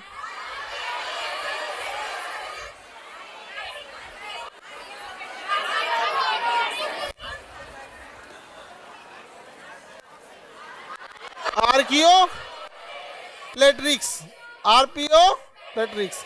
ये क्या करता है समझो, ये रेंग के चलता है। क्या चलता है? और फिर उड़ियो जाता है। चलता है रेंग के और फिर उड़ जाता है। जैसे सांप का पंख लगा दो, क्या करो? सांप का पंख लगा दो, चलेगा कैसे? रेंग के, और फिर उड़ जाएगा। रेंग के चलेगा इसलिए और सरीसृप, रेंग के चलेगा इसलिए सरीसृप, और उड़ जाएगा इसलिए पक्षी। तो पक्षी और सरीसृप के बीच की कड़ी को क्या कहते हैं? आर्कियो प्लेट्रिक्स। आर्कियो प्लेट्रिक्स। फोटो दिखा दें। चलिए, फोटो कहाँ है? जिसका लगा है कहाँ पे है? इसी में है, नीचे की लगाना पड़ेगा। फोल्डर में है, बस फोल्डर खोल देना। कहाँ है? ये दिखता कहीं नहीं इमेज हुआ। अच्छा देखो भाई, अब इधर समझो, यहां हम देख फोटो दिखाते हैं, आप पहचानिएगा क्या है। ये है आपका आर्कियो प्लेट्रिक्स। आर्कियो,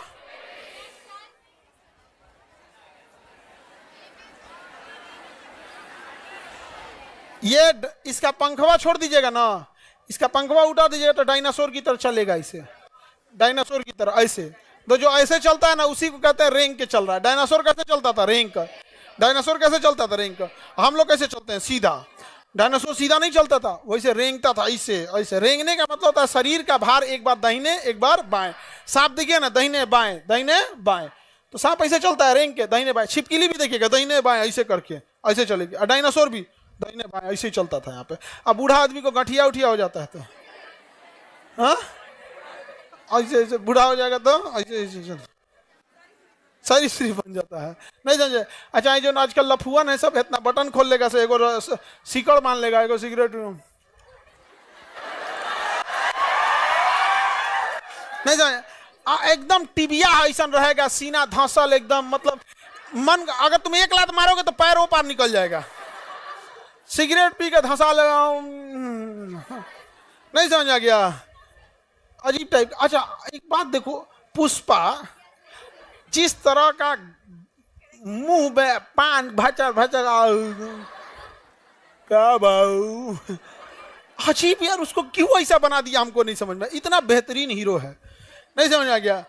अलग बात है कि बेचारा फिल्म में पुलिस को खरीद रहा था, बड़े बड़े आईजी डीआईजी को खरीद रहा था, एगो कांस्टेबल आया घसीट के लेके चल गया, नहीं समझे। पुष्पा का कुल, पुष्पा झुकेगा नहीं, पुष्पा सुता दिया उनको। प्रशासन के पास बहुत ताकत होता है, बाप रे बाप, नहीं समझे, बहुत ताकत होता है। हाँ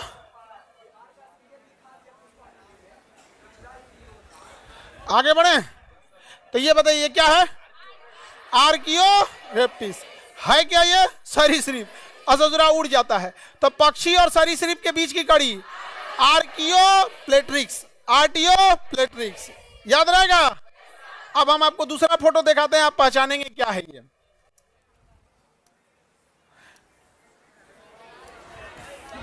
एकिडना है ये, क्या है, एकिडना और प्लेटिपस, एकिडना और प्लेटिपस की तरह जी, ये रहा प्लेटिपस, एकिडना और प्लेटिपस।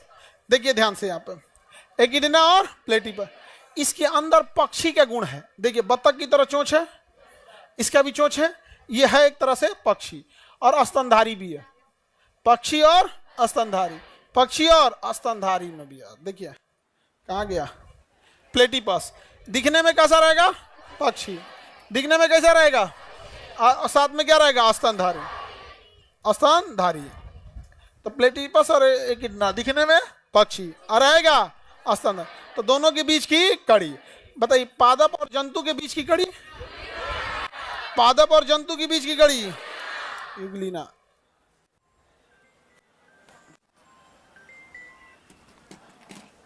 पादप और जंतु के बीच की कड़ी कौन सी है, युगलीना है।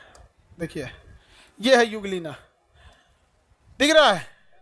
ये हरा पोर्शन जो है पत्ती के समान, ये सूर्य के प्रकाश से अपना भोजन बना लेता है, तो उस हिसाब से पादप है। लेकिन ये अंटीनवा जो निकला है ना, किसी छोटे मोटे जीव को पकड़ के खा जाता है, कहता हम खा भी सकते हैं।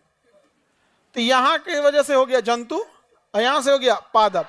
एनिमल और प्लांट दोनों के बीच का मिक्सचर कौन है, प्लांट और एनिमल का मिक्सचर युगलीना, प्लांट एनिमल का मिक्सचर युगलीना। पक्षी और स्तनधारी प्लेटिपस, पक्षी और स्तनधारी प्लेटिपस, पक्षी स्तनधारी, पक्षी और सरीसृप आर्कियोप्लेटिरिक्स, आर्कियोप्लेटिरिक्स। सब भूल जाना, लेकिन आर्कियोप्लेटिरिक्स अगर भूल गए तो जान ले लेंगे, ऑप्शन बी पे लिखा रहेगा आर्कियोप्लेटिरिक्स। बताइए पक्षी और सरीसृप के बीच की कड़ी, पक्षी और सरीसृप की कड़ी आर्कियोप्लेटिरिक्स, याद रहेगा। और ये है वायरस, क्या है ये, वायरस। ई वाले को तो अच्छा से पहचानते होंगे, कौन वाला है, कोरोना। वायरसों के शकल हैं सब यहाँ पे।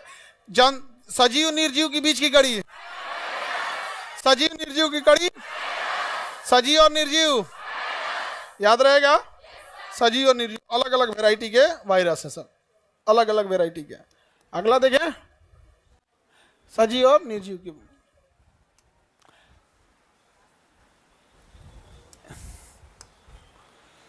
ये है आपकी लंग्स फिश। कौन सी फिश है तो ये मछली, मछली मतलब पीसीज, मछली मतलब पीसीज, और पानी के बाहर निकल आती है, पानी के बाहर आ जाती है, इसलिए क्या हो जाएगी, एम्फीबियन। एम्फीबियन मतलब उभयचर। तो मछली और उभयचर के बीच की कड़ी लंग्स फिश। इस फिश के पास क्या है, लंग्स है, क्या है, लंग्स है। फेफड़ा है इसके पास, क्या है, फेफड़ा। इसका कल्फर दिख रहा है कहीं, नहीं, बाहर आ जाती है। इसको बाहर निकालेंगे नहीं मरेगी ये, कहिए बकलोल कहीं का, तुम जाओ पहले सर का पॉकेट जी के पढ़ के आओ, नहीं समझे, मर जाएगी ये। क्या नाम है इसका, लंग्स फिश। लंग्स मतलब फेफड़ा, फेफड़ा को ही हम फुफ्फुस कहते हैं, तो कहेगा फुफ्फुस मत्स्य, फुफ्फुस मत्स्य। ऐसा ना हिंदी में नाम लिखता है ना कि पढ़लो वाला लड़का बकलोल हो जाता है। लंग्स फिश, कितना अच्छा समझ में आ रहा है। वैसी फिश जिसके पास क्या है, लंग्स है, लंग्स फिश याद रहेगा। तो बताइए, दो अलग अलग जीवों के आपको कड़ी याद रहेगा, सजीव निर्जीव की कड़ी, पादप और जंतु क्या, पक्षी और सरीसृप, आर्कियोस्टेप्रिक्स याद रहेगा, आर्कियोप्लेट्रिक्स, आर्कियोप्लेट्रिक्स। मछली और स्तनधारी क्या है ना,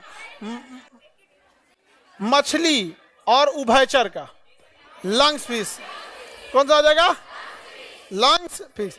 पक्षी और स्तनधारी, प्लेटिलस, पक्षी और स्तनधारी प्लेटिपस, याद रहेगा। कड़ी पूछ देंगे तो बता देंगे आप लोग को, कौन सा नहीं भूलना है इसको। ये सब लोग अपने अपने डीपी पे लगा लो, नहीं समझ आ गया, आगे बढ़ जाए। क्या नाम है इसका, अगर कुछ नहीं पता है ना तो बस आर्कियो याद रखो।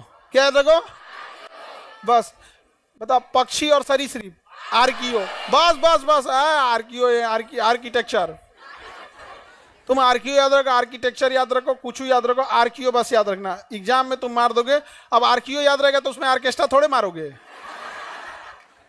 ऑब्वियस बात है। यहाँ पे देर से यादने के चक्कर में नहीं रहना, याद रहेगा। पक्षी वगैरह का ये कड़ी। वापस आते हैं अपने टॉपिक पे, रेडी हैं। पादप और जंतु के बीच की कड़ी। अब यहां देखते हैं तुलनात्मक रूप से अध्ययन। कहां से छोड़े थे, समझात से। कहां से छोड़े थे, समझात से। रेडी हैं समझात पढ़ने के लिए। वैसे शरीर का अंग, कौन सा शरीर का अंग समझात कहलाएगा, शरीर का कौन सा अंग समवृत्त कहलाएगा, और शरीर का कौन सा अंग अवशेषी कहलाएगा। ये तीन प्रकार के अलग अलग अंग अवशेषी कहलाएंगे यहाँ पर। तो हम एक एक करके समझते हैं। पहले कौन सा समझते हैं, समझात। पहले समझते हैं समझात। वे अंग जिनकी आंतरिक संरचना क्या हो, समान, यानी वैसे अंग जिनकी संरचना क्या हो, समान, संरचना क्या हो, समान हो, लेकिन कार्य क्या हो, अलग अलग। संरचना क्या हो, समान, लेकिन काम कैसे करे, अलग अलग। संरचना समान, काम अलग अलग। जैसे देखो हम लोग यहाँ पे एग्जांपल में देखो, वेल मछली का अग्रपाद तैरने के काम में आता है। मछली देखेंगे ना तो समुद्र की मछलियाँ बड़ा बड़ा ऐसे हाथ पैर होता है उनका तैरने वाले। वेल मछली का पैर फ्लैप देखेंगे तो बहुत बड़ा होता है। पहले एक हड्डी होती है, फिर दो हड्डी होती है, फिर उनका ये चौड़ा हो जाता है। तो जैसे हमारे हाथों की संरचना है, पहले एक हड्डी है, फिर दो हड्डी है, फिर ऐसे पंजा है, वैसे ही वेल मछली में भी होता है। पहले एक हड्डी, फिर दो हड्डी, और फिर पंजवा आपस में चिपका रहता है तो उनको तैरने में हेल्प करता है। तो जैसे हमारे हाथ की उत्पत्ति है वैसे ही वेल मछली की हाथ की उत्पत्ति है, लेकिन दोनों का काम कैसा है, अलग अलग। तो समझात का मतलब क्या है, दिखने में एक जात का लेकिन समान नहीं है। समझात माने देखने में एक जात लेकिन एक काम नहीं करेगा।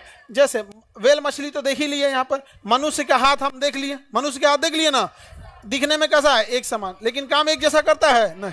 जैसे चीता, शेर, इसका हाथ देखो और हमारा हाथ देखो, बनावट एक जैसा रहेगा, उसमें भी केहूनी है, झुक जाएगा, सब कुछ होगा, लेकिन हम अपने हाथ से पकड़ने का काम करते हैं, वो अपने हाथ से पकड़ने और दौड़ने दोनों का काम कर लेता है।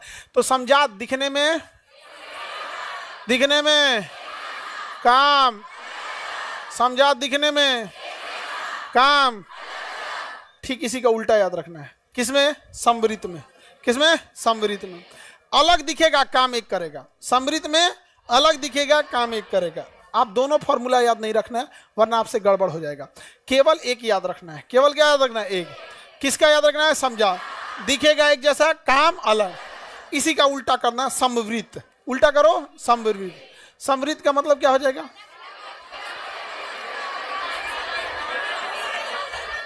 दिखेगा अलग, काम करेगा एक। दिखेगा अलग, काम करेगा एक। तो बताओ समझात वाला क्या है। अब समझो, तुम सुनो ध्यान से। अब तुम्हारा पूरा स्क्रीन नहीं हो रहा है तो तुम लालका सियार बना के भेज रहे हो। अब तुम्हारे मोबाइल में गड़बड़ी होगा तो नहीं हो रहा है, नहीं हो रहा है, अनइंस्टॉल करके इंस्टॉल करें, हो जाएगा। नहीं हो रहा है, हो जाता है। अच्छा, लाइव में प्रॉब्लम हो रहा है। चलो अब देखो, एक एक करके अपने से सीख लेना लोग कुछ कुछ। सुनो अब ध्यान से, आगे समझो, याद कैसे रखना। आपके जाति का नेता, आपके जाति का आदमी हमेशा आपको कहेगा कि हम आपके साथ हैं, तो समजात वाला साथ दिखता है, होता नहीं है। याद रखना, सिंपल है कि नहीं। समजात किसे कहेंगे? दिखेगा एक जैसा, काम नहीं आएगा। दिखेगा एक जैसा, काम नहीं आएगा। जैसे चमगादड़ का पंख, जैसे हमारा हाथ है शुरू में ऐसे, बाद में जाके ऐसे खुल जाता है, तो चमगादड़ का पंख, शेर या चीता का हाथ, मानव का हाथ, मछली का फ्लैप, दिखता एक जैसा है, समझात है लेकिन काम नहीं कर। इसी का उल्टा करेंगे तो क्या हो जाएगा? समवृत्त। समवृत्त क्या है? दिखता एक जैसा नहीं है लेकिन काम करता, एक जैसा दिखता नहीं है लेकिन काम करता है, उसी को क्या कहेंगे? समवृत्त। क्या कहेंगे? समवृत्त। क्या कहेंगे? समवृत्त। आगे बढ़ जाएं, उसे क्या कहेंगे? समवृत्त। जैसे कीट का पंख, कीड़े में कितना पंख होता है? 4 गो। अब पक्षी में कितना होता है? 2 गो। क्या एक जैसा दिख रहा है? एगो में 4 गो पंख दिख रहा है, एगो में 2 गो पंख दिख रहा है, तो ऑब्वियस बात है एक जैसा तो दिख नहीं रहा है, लेकिन दोनों अपने पंख से क्या कर जाते हैं? उड़ जाते हैं। दोनों अपने पंख से उड़ जाएंगे। तो सुनो ध्यान से, परिभाषा बताना। उत्पत्ति एक समान दिखती है लेकिन कार्य अलग अलग। समझा? असमवृत्त का बस इसी का उल्टा कर लेना, याद नहीं करना, कंफ्यूजन हो जाएगा, बस क्या कर लेना है? उल्टा कर लेना। समझा तो याद रहेगा। अवशेषी अंग जो शरीर में रहता है लेकिन किसी काम का नहीं है, क्या कहलाएगा? अवशेषी अंग। शरीर में है लेकिन किसी काम का नहीं है, क्या है? अवशेष। जैसे आप लोग का दिमाग शरीर में है लेकिन किसी काम का है, शरीर में रहे काम ना करे, उसे क्या कहेंगे? अवशेष। शरीर में है लेकिन काम ना करे, अवशेषी। जैसे मानव शरीर में अवशेषी अंग में देखेंगे अपेंडिस। क्या होता है? अपेंडिस। दाहिनी और बड़ी आंत के नीचे होता है अपेंडिस, जो घास भूस लकड़ी उकड़ी खा जाएंगे तो उसको पचाने के काम में आता है। हम लोग लकड़ी उकड़ी खाना छोड़ दिए, इसलिए हमारा अपेंडिस शरीर में है लेकिन काम नहीं करता है। लेकिन जानवरों में अपेंडिस बहुत जरूरी है, वही लकड़ी उकड़ी को पचाता है। कान की पेशी है, जो कनवा बाहर है, इसका हमारा कोई काम नहीं है। ये कर्ण पिल्लो कहलाता है, पन्ना, ये हमारे किसी काम का नहीं है। फिलहाल अभी है तो हम लोग जो पढ़ाने के टाइम पे इसमें माइक रख देते हैं, और अगर ये नहीं रहता तो माइक ऊपर रखते, यहाँ रख के पढ़ाते, क्या दिक्कत है? पायलट यहाँ रख के पढ़ा देगा। पायलट जो माइक रखता है ऊपर रखता है, समझ में आ गया कि नहीं आएगा? पायलट कहाँ रखता है? ऊपर। बड़का हेडफोनवा देखना ना, बड़का हेडफोनवा में आजकल लड़का गाना सुन रहा है, इतना बड़का 2 गो लोटा बराबर लगेले है, वही में गाना सुन रहा है। यहाँ पे चश्मा, हाँ चश्मा है तो यूज कर लेते हैं, नहीं तो नहीं यूज करेंगे। समझ में आ गया? जैसे महिला लोग, कान है तो इसमें पहनने के लिए यूज कर लेते हैं, नहीं रहता तो उस समय कोई और सिस्टम रहता। नहीं समझ में आ गया? इस सब टाइप का, कुछ इस टाइप का फैशन रहता, इसे निकालना कुछ और फैशन होता उस टाइम। यहाँ पे भीड़ उड़ में बेचारा दबा जाता इसे। तो शरीर में है, काम नहीं करे, क्या कहलाएगा? शरीर पे जो बाल है हमारे किसी काम का नहीं है, नाखून जो है हमारे किसी काम का नहीं है, लेकिन जानवरों के लिए नाखून काम का है। हमारा बड़ा हुआ नाखून काम का नहीं है, लेकिन नाखून जानवरों में बड़ा, जितना बड़ा उंगली है ना, उंगली जितना बड़ा है ना, उतना बड़ा शेर का नाखून होता है, उतना बड़ा शेर का नाखून होता है। अगर इसे दुलार में इसे खींच दिया ना तो उतना गहीर करके निकाल देगा। यहाँ पर दुलार करेगा ना आपको, इसे जैसे नहीं देगा कुत्ता उत्ता ऐसा ऐसे कूदने लगते हैं, छोटा छोटा नाखून है, हल्का हल्का होता है। अगर शेर कूद गया तो एगो तो बड़का नाखून है एकदम तेज, और पे 2 कुंटल का रहता है, बकोट के एकदम घराक से इसे चिचिन पार देगा यहाँ से। जा, अब सारा किड्नी उड्डी बाहर सब ढकेलते रह गए है, ऐसा निकलना नहीं है जी, मरिए जाएंगे हम, अवशेषी हो जाएंगे पूरा शरीर। शरीर में है, काम का नहीं है, क्या कहलाएगा? जैसे आप लोगों का दिमाग, अपेंडिक्स, शरीर के बाल, ये सब कैसे हैं? अवशेषी। समझा तो अवशेषी, ये सब समझ में आ गया? हटा के क्वेश्चन पूछें, बता देंगे आप लोग? हाँ, एक आदमी पॉकेट जी के दो। हाँ देखो, जैसे हम पूछ रहे हैं ऐसे ही आप लोग को पूछना है रूम पे बैठ के।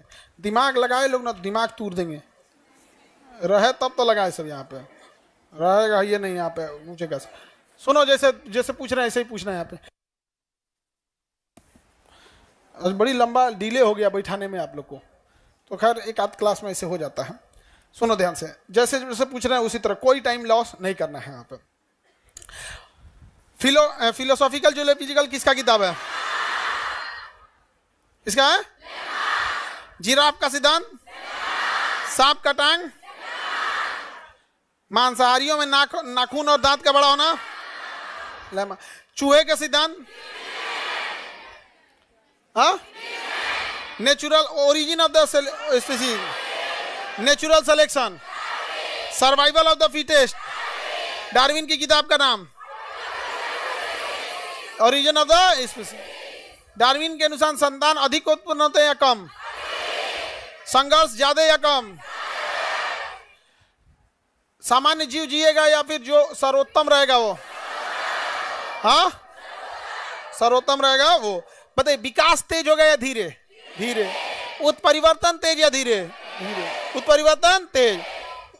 ह्यूगो डी ब्रिज ने कौन सा सिद्धांत दिया, ह्यूगो डी ब्रिज ने उत्परिवर्तन, उत्परिवर्तन का सिद्धांत दिया। पीसीज में किसे रखते हैं, एम्फीबियन में, एबीज में, एबीज में पक्षी, रेप्टिलिया में, मानव बकरी, हाँ दिखने में समान लेकिन काम नहीं करेगा, समझा, भले अलग दिखे लेकिन काम करेगा सेम। कीट और पक्षी के पंख समवृत, मानव चीता चमगादड़ के हाथ, समझा, हाँ अपेंडिस, अपेंडिस कैसे अंग है, अवशेषी अंग। शरीर के बाल, सजीव निर्जीव की कड़ी, पादप जंतु के बीच का कड़ी, हाँ पक्षी और स्तनधारी, हाँ पक्षी और स्तनधारी, प्लेटिपास, पीसीज और एम्फीबियन, लंग्स, पीसीज और एम्फीबियन, पक्षी और सरीसृप, आर्कियो, पक्षी और सरीसृप, पक्षी और सरीसृप, आर्कियो याद है, ऐसे पूछना है आप लोग को। अब थोड़ा सा हम आपको आज पॉलिटी भी बता ही देते, 2 लाइन ताकि दो शुरू कर दिए तो शुरू कर देते हैं, क्योंकि आप लोग को ना, आप हमारा पूरा आधा टाइम खा गए थे तुम लोग बैठाने के चक्कर में। ठीक है, पॉलिटी क्या है ये लग गया है, पकड़ो इसको। ये क्यूआर कोड लास्ट में बता देंगे, इसमें आप लोग को ये इस बैच का ये क्यूआर है, ठीक है, इसमें जुड़ जाना लोग।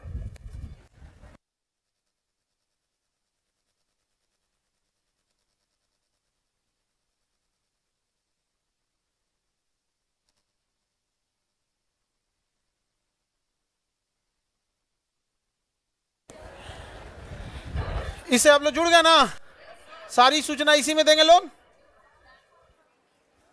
सुनो सूचना, बायोलॉजी में जो हम बताए हैं, डेली आप लोग को 1 पेज पढ़ के आना है। यहाँ पे बुक है कि नहीं जी, यहाँ देखो है अंदर।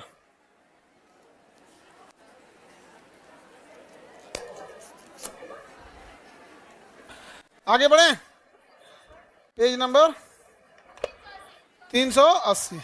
सुनो बाबू, इधर सुनो, इधर देखना सब लोग। ये सबसे उटपटांग टॉपिक था। ये 1 पेज समझ रहे हो, ऐसे ये वाला 1 पेज दोनों और मिला के, ये होता है 1 पेज, इधर और इधर मिला के। आपको डेली 1 पेज पढ़ के आना है। कितना पेज? आप डेली 1 पेज पढ़ के आओगे, आपको याद हो जाएगा। हम आते पहले 15 मिनट सुनेंगे, फिर ये पूछेंगे। आज पहला क्लास है तो थोड़ा सा आप लोग को समझाने में टाइम लग जाता है, लेकिन हम ये डेली 1 पेज पूछेंगे। जैसे आज हम आपको कौन सा पेज पढ़ाए हैं? 380। कितना पढ़ाए हैं? कल आप लोग को 381 और 382 पूछेंगे। 381 और 382 कल पढ़ाएंगे। समझ में आ गया? कुछ भी हो जाए आप लोग को पढ़ के आना है और पॉकेट जी के लेके आना है। पॉलिटी कितने नंबर पेज पे जी? 97।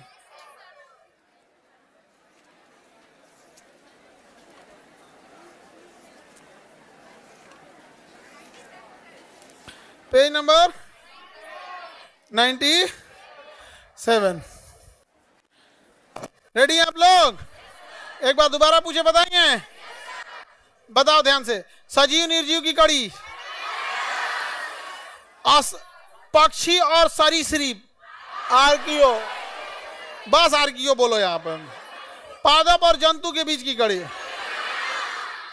पीसीज मतलब मछली, पीसीज और एम्फीबियन, लंग्स फिश। बताइए ध्यान से, बताइए एवीज क्लास में किसे रखेंगे? एवीज क्लास में हाँ, पक्षी की। चलिए ध्यान से समझते हैं हम लोग। पॉकेट जीके का पॉलिटी थोड़ा सा स्टार्ट करेंगे क्योंकि आज लेट हो गया है, इसलिए हम ज्यादा नहीं बताएंगे। सुनो, भारत का संविधान कैसे कैसे चालू हुआ। जो ये फाउंडेशन में सबसे लास्ट में पढ़ाते हैं, यहाँ सबसे पहले पढ़ना पड़ेगा। सबसे जो पहले सबसे लास्ट में पढ़ाते थे, यहाँ क्या करना पड़ेगा, सबसे पहले। रेडी आप लोग? क्या है ढह गया जी। भारतीय संविधान का विकास 2 चरण में होता है। एक, जब 1857 की क्रांति जब नहीं हुई थी, पिटाया नहीं था सब, तो रेडीमेड संविधान बना के लाता था, यहाँ थोप देता था। ऐसा कचराया सब 1857 में ना, ऐसा कचराया सब कि कहा से नहीं, यहीं के लोगों से पूछ के संविधान बनाएंगे। तो हमारा संविधान कितने भाग में है? पिटाने से पहले और पिटाने के बाद। पिटाने से पहले और पिटाने के बाद, समझ में आ गया? 2 भाग में। जो पिटाने से पहले था उसे कहा गया चार्टर। क्या कहा गया? क्या कहा गया? चार्टर। और जो पिटाने के बाद था उसे कहा गया अधिनियम। क्या किया गया? अधिनियम। जैसे भारत शासन अधिनियम 1935, पिटाने के बाद हुआ तो अधिनियम।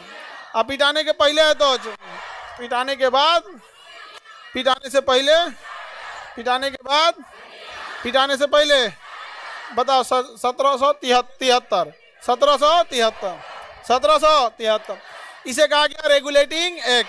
क्या कहा गया? Regulating act. क्या कहा गया? रेगुलेटिंग। अंग्रेज छोटे छोटे जगहों पे कब्जा कर लिए थे, इसलिए उन्होंने सेंटर को बना दिया बंगाल को। रेगुलेटिंग एक्ट के तहत सेंटर किसे बनाया गया? बंगाल को। और बंगाल के गवर्नर को बंगाल का गवर्नर जनरल। बताइए, रेगुलेटिंग एक्ट 1773 किसे पावरफुल बनाया गया? बंगाल। बंगाल में गवर्नर या गवर्नर जनरल? Governor general. क्या बनाया गया? गवर्नर जनरल बनाया गया। क्या बनाया गया? Governor general. और बंगाल में खोला गया सर्वोच्च न्यायालय, सुप्रीम कोर्ट। Supreme court. क्या खोला गया? Supreme court. 1773 का रेगुलेटिंग एक्ट के तहत किस राज्य को शक्ति दिया गया? वहां गवर्नर या गवर्नर जनरल? सुप्रीम कोर्ट या हाई कोर्ट? हाँ, सुप्रीम कोर्ट। उसके जज थे एलिजा एमपी। सुप्रीम कोर्ट के जज थे नाम एलिजा एमपी। सुप्रीम कोर्ट के जज का नाम। रेगुलेटिंग एक्ट का नाम ये रेगुलेट करना। क्या करना? रेगुलेट करना। कंपनी के कर्मचारी जो थे सब इतने भ्रष्ट थे सब, यहाँ के राजाओं से रिश्वत ले लेते थे सब। और इंग्लैंड में कहा जाता था रिश्वत नहीं है ना, ये हमें गिफ्ट दिया गया है। क्या दिया गया है? गिफ्ट। आज भी सरकारी कर्मचारी रिश्वत लेते हैं कि गिफ्ट लेते हैं? गिफ्ट ले लेते हैं। तो ये रोक लगा दिया गया। कहा गया कि आप अपनी दुकान नहीं चलाएंगे और किसी भी तरह का गिफ्ट नहीं लेंगे। अपनी दुकान नहीं चलाएंगे और किसी तरह का गिफ्ट नहीं लेंगे। समझ में आ गया कि नहीं? जैसे सरकारी हॉस्पिटल है, सरकारी हॉस्पिटल में अगर आपको काम अच्छे से कराना है तो आपको कुछ ना कुछ क्या देना है? गिफ्ट।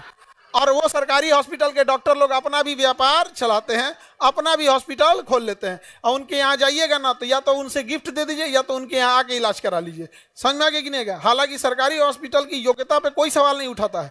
बहुत पढ़े लिखे होते हैं, हाईली एक्सपीरियंस होते हैं और उन लोग के पास तजुर्बे की कोई कमी नहीं होती, क्योंकि सरकारी हॉस्पिटल में एकदम गैल गुजरल केस पहुंचता है जिसको सब हॉस्पिटल रिजेक्ट कर देता है। वो पहुंचता है PMCH, पहुंचता है IGMS, वो पहुंचता है कि PGI, वही पहुंचता है एम्स। तो उसके डॉक्टर के पास जो अनुभव होता है ना, नॉर्मल खांसी बुखार वाला वो एम्स जाइबे नहीं करता है। खांसी बुखार वाला एम्स जाएगा तो एम्स के डॉक्टर हंसेंगे, सब लोग आओ खांसी हुआ है, इसको आया खांसी हुआ है, हार्ट अटैक होगा तो आना। अब ऐसे सुनो ना, तुमको नॉर्मल खांसी हुआ है, कौन एम्स जाएगा? नॉर्मल एम्स में, नॉर्मल खांसी में कौन जाएगा एम्स? एम्स में सुनो, एम्स जाते दिमाग में लगता है कि बाबू ये बहुत खतरनाक कंडीशन में। उत्तर प्रदेश में एक लखनऊ में PGI, अगर उत्तर प्रदेश का PGI जैसे पटना का PMCH है ना, अगर कोई गया IGMS या PMCH तो लोग को लगता है कि बाप हो बाप अब क्या होगा। वैसे ही उत्तर प्रदेश में क्या है? PGI, बाप हो बाप, ऐसा लास्ट केस में पहुंचता है कि बहुत कम लोग वापस आ पाता है। तो बताइए, निजी व्यापार और उपहार पे रोक, सुप्रीम कोर्ट कहाँ खोला गया? सुप्रीम कोर्ट कहाँ पे? ये देखना ध्यान से, ये क्वेश्चन आएगा। Act of settlement, act of settlement, act of 1700, act of settlement, act of settlement 1700। इसमें कहा गया ना कि जो बिहार है, बिहार, बंगाल और उड़ीसा, बिहार, बंगाल और उड़ीसा, अंग्रेज यहां भी कब्जा कर लिए थे और यहां का कानून बनाएगा कौन? बिहार, बंगाल और उड़ीसा पे कानून बना ले तो कानून कौन बनाएगा? तो कहा गया बंगाल को ही। किसे दिया गया? बंगाल।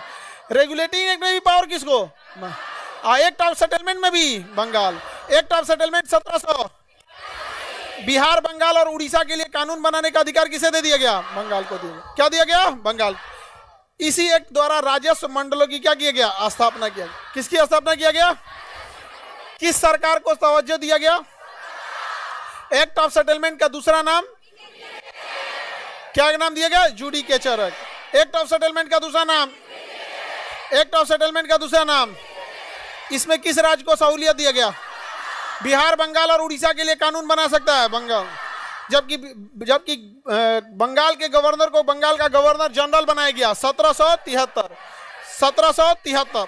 तो अंग्रेजों ने पहला नियम जो लाया था 1773, क्या नाम रखा? Regulating act. सारे राज्यों को किसके अधीन किया? बंगाल को। बंगाल के गवर्नर को क्या बनाया? Governor general. बंगाल में हाईकोर्ट या सुप्रीम कोर्ट? निजी व्यापार और उपहार लेने पर रोक लगा देगा। 1781 में क्या आया था? Act of settlement. क्या नाम था? Act of settlement. बाबू ये क्वेश्चन पूछा हुआ है, जब पूछेगा तो आप कहिएगा ये कहां से पूछ दिया, इसलिए याद रखना जरूरी है। Act of settlement 1700। Act of settlement 1700। Act of settlement का दूसरा नाम? हाँ, जुडिकेचर एक्ट। जुडिकेचर मतलब जुडिशरी का पावर दे दिया गया। कौन सा पावर दिया? जुडिशरी। और कहाँ कानून बनाने के लिए? बिहार, बंगाल और उड़ीसा। बिहार, बंगाल और उड़ीसा। जुडिकेचर एक्ट बोला गया किस एक्ट को? Act of settlement. क्या दिया गया? Act of settlement. Act of settlement. उसके 2 साल बाद 1784 Pitt's India act. Pitt's India act 1784। Regulating act 1773। Judicature act 1781। इसी का दूसरा नाम क्या था? Act of settlement. Act of settlement 1781। Pitt's India act 1784। Pitt's India act 1784।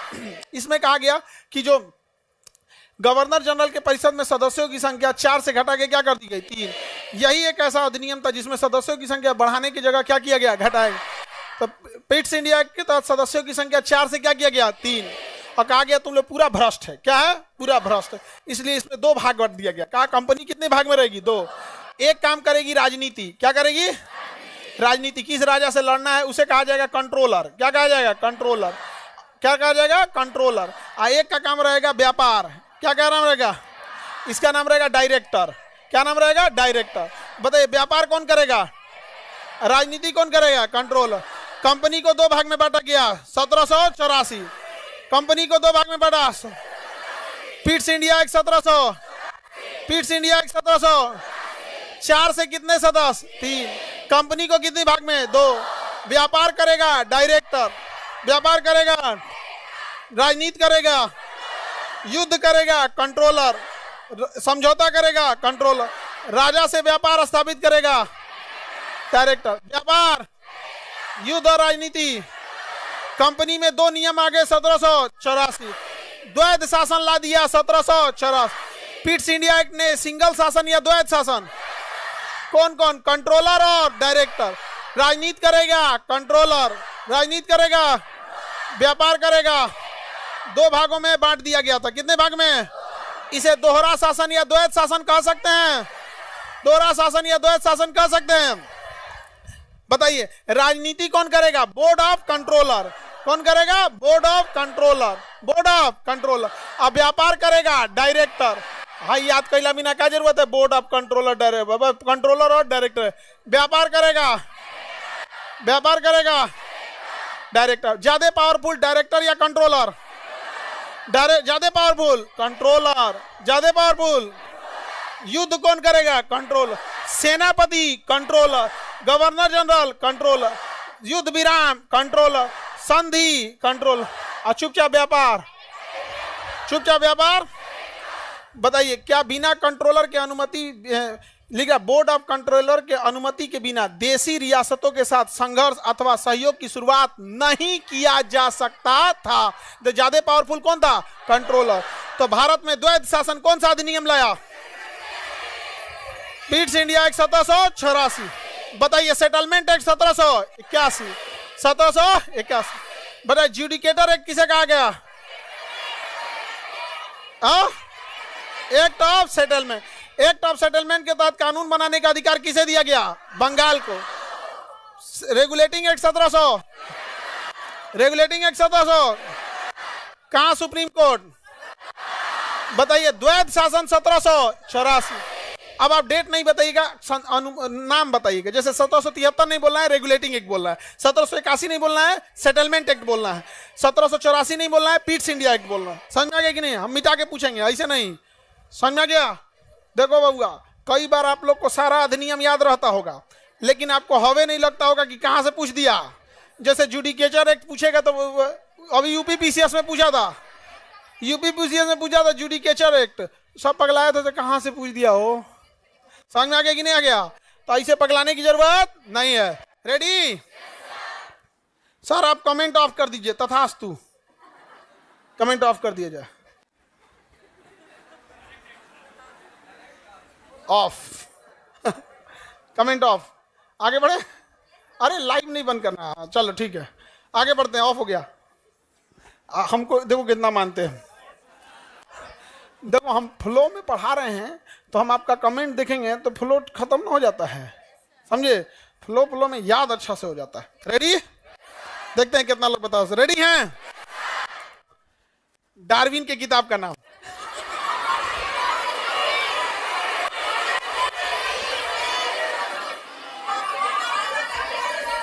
Origin of the species. Lamarck की किताब का नाम। पॉलिटी में आते हैं, पॉलिटी में आते हैं। मैं जा रहा था एकदम तैयार था सर, दिल के अरमा आंसुओं में बह गए। चलिए आगे बढ़ते हैं। अरे बाल नहीं झाड़ना जी, बीच में बैठल बाल नहीं झाड़ो, बांध के आओ घर से। समझा के एगो सुतरी खरीद के दिल रहो, नारियल का रसरी बांध के आएगी सब। चलो ध्यान से देखो, नहीं तो अभी हम विजमैन का प्रयोग जैसे पोंछ काट के किया था ना, बाल काट के कर देंगे। अगले बैच में पढ़ाया जाएगा खान सर का सिद्धांत। हाँ हाँ, और हम बाल काट मतलब सिद्धांत भले फेल हो जाए, बाल तो काट देंगे। आगे बढ़े, चलो। Ready? Regulating act 1700, act of settlement 1700, Pitt's India act 1700। अब आपको सन नहीं बोलना है, आपको बोलना है किसमें ये बात कही गई थी। बिहार के लिए कानून बनाने का अधिकार बंगाल को दिया गया। एक्ट ऑफ सेटलमेंट, कलकत्ता में supreme court.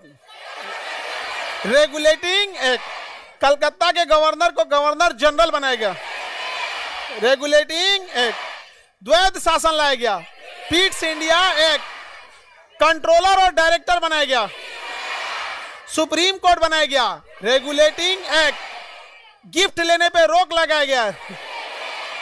Regulating act, act of settlement का दूसरा नाम जुडिकेचर एक्ट। जुडिकेचर एक्ट, निजी व्यापार पे रोक लगाया गया। हाँ, रेगुलेटिंग एक्ट, गिफ्ट और निजी व्यापार पे रोक लगाया गया। रेगुलेटिंग एक्ट, व्यापार कौन देखेगा? डायरेक्टर। राजनीति कंट्रोलर। डायरेक्टर बड़ा या कंट्रोलर? डायरेक्टर और कंट्रोलर जैसी द्वैध शासन प्रणाली 1784 के किस अधिनियम में? Pitt's India act. तो भारत में पहली बार द्वैध शासन 1784 के पीट्स इंडिया एक्ट। समझ में आ गया कि नहीं आ गया? तो इधर हो गया बोर्ड और डायरेक्टर, इधर हो गया कंट्रोलर। डायरेक्टर सब व्यापार कर रहा था सब शांति से, और कंट्रोलर सब मार कर रहा था, सब राजनीति कर रहा था, सब युद्ध कर रहा था। राजनीति कर रहा था, युद्ध कर रहा था। और यही युद्ध करते करते करते करते बड़ी आगे चल गया। तो 1857 की क्रांति में हाई कंट्रोलरवा बड़ी मार खाया था सब। ऐसा मार खाया था सब कंट्रोलरवा ना कि पहचाने में नहीं आ रहा था सब। और लोगों को क्या पता कि डायरेक्टर वाला है कि कंट्रोलर वाला है। भारत का आदमी जब पीटना चालू करता है तो कौन सी कंट्रोलर और कौन सी डायरेक्टर, ऐसा कुछ आया सब, ऐसा कुछ आया सब कि 1857 की क्रांति के बाद डायरेक्टरों खत्म हो गया और कंट्रोलरों खत्म हो गया, सब सरेंडर बोल दिया सब। तो कंट्रोलर और डायरेक्टर दोनों खत्म कब हुआ? 1857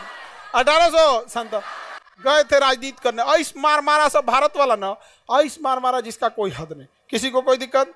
दोनों समझने में आ गया कि नहीं आ गया? कितने नंबर पे है पॉलिटी? Page number 97। आप लोग को कल बस पेज नंबर 97 पॉलिटी में क्या देख के आना है?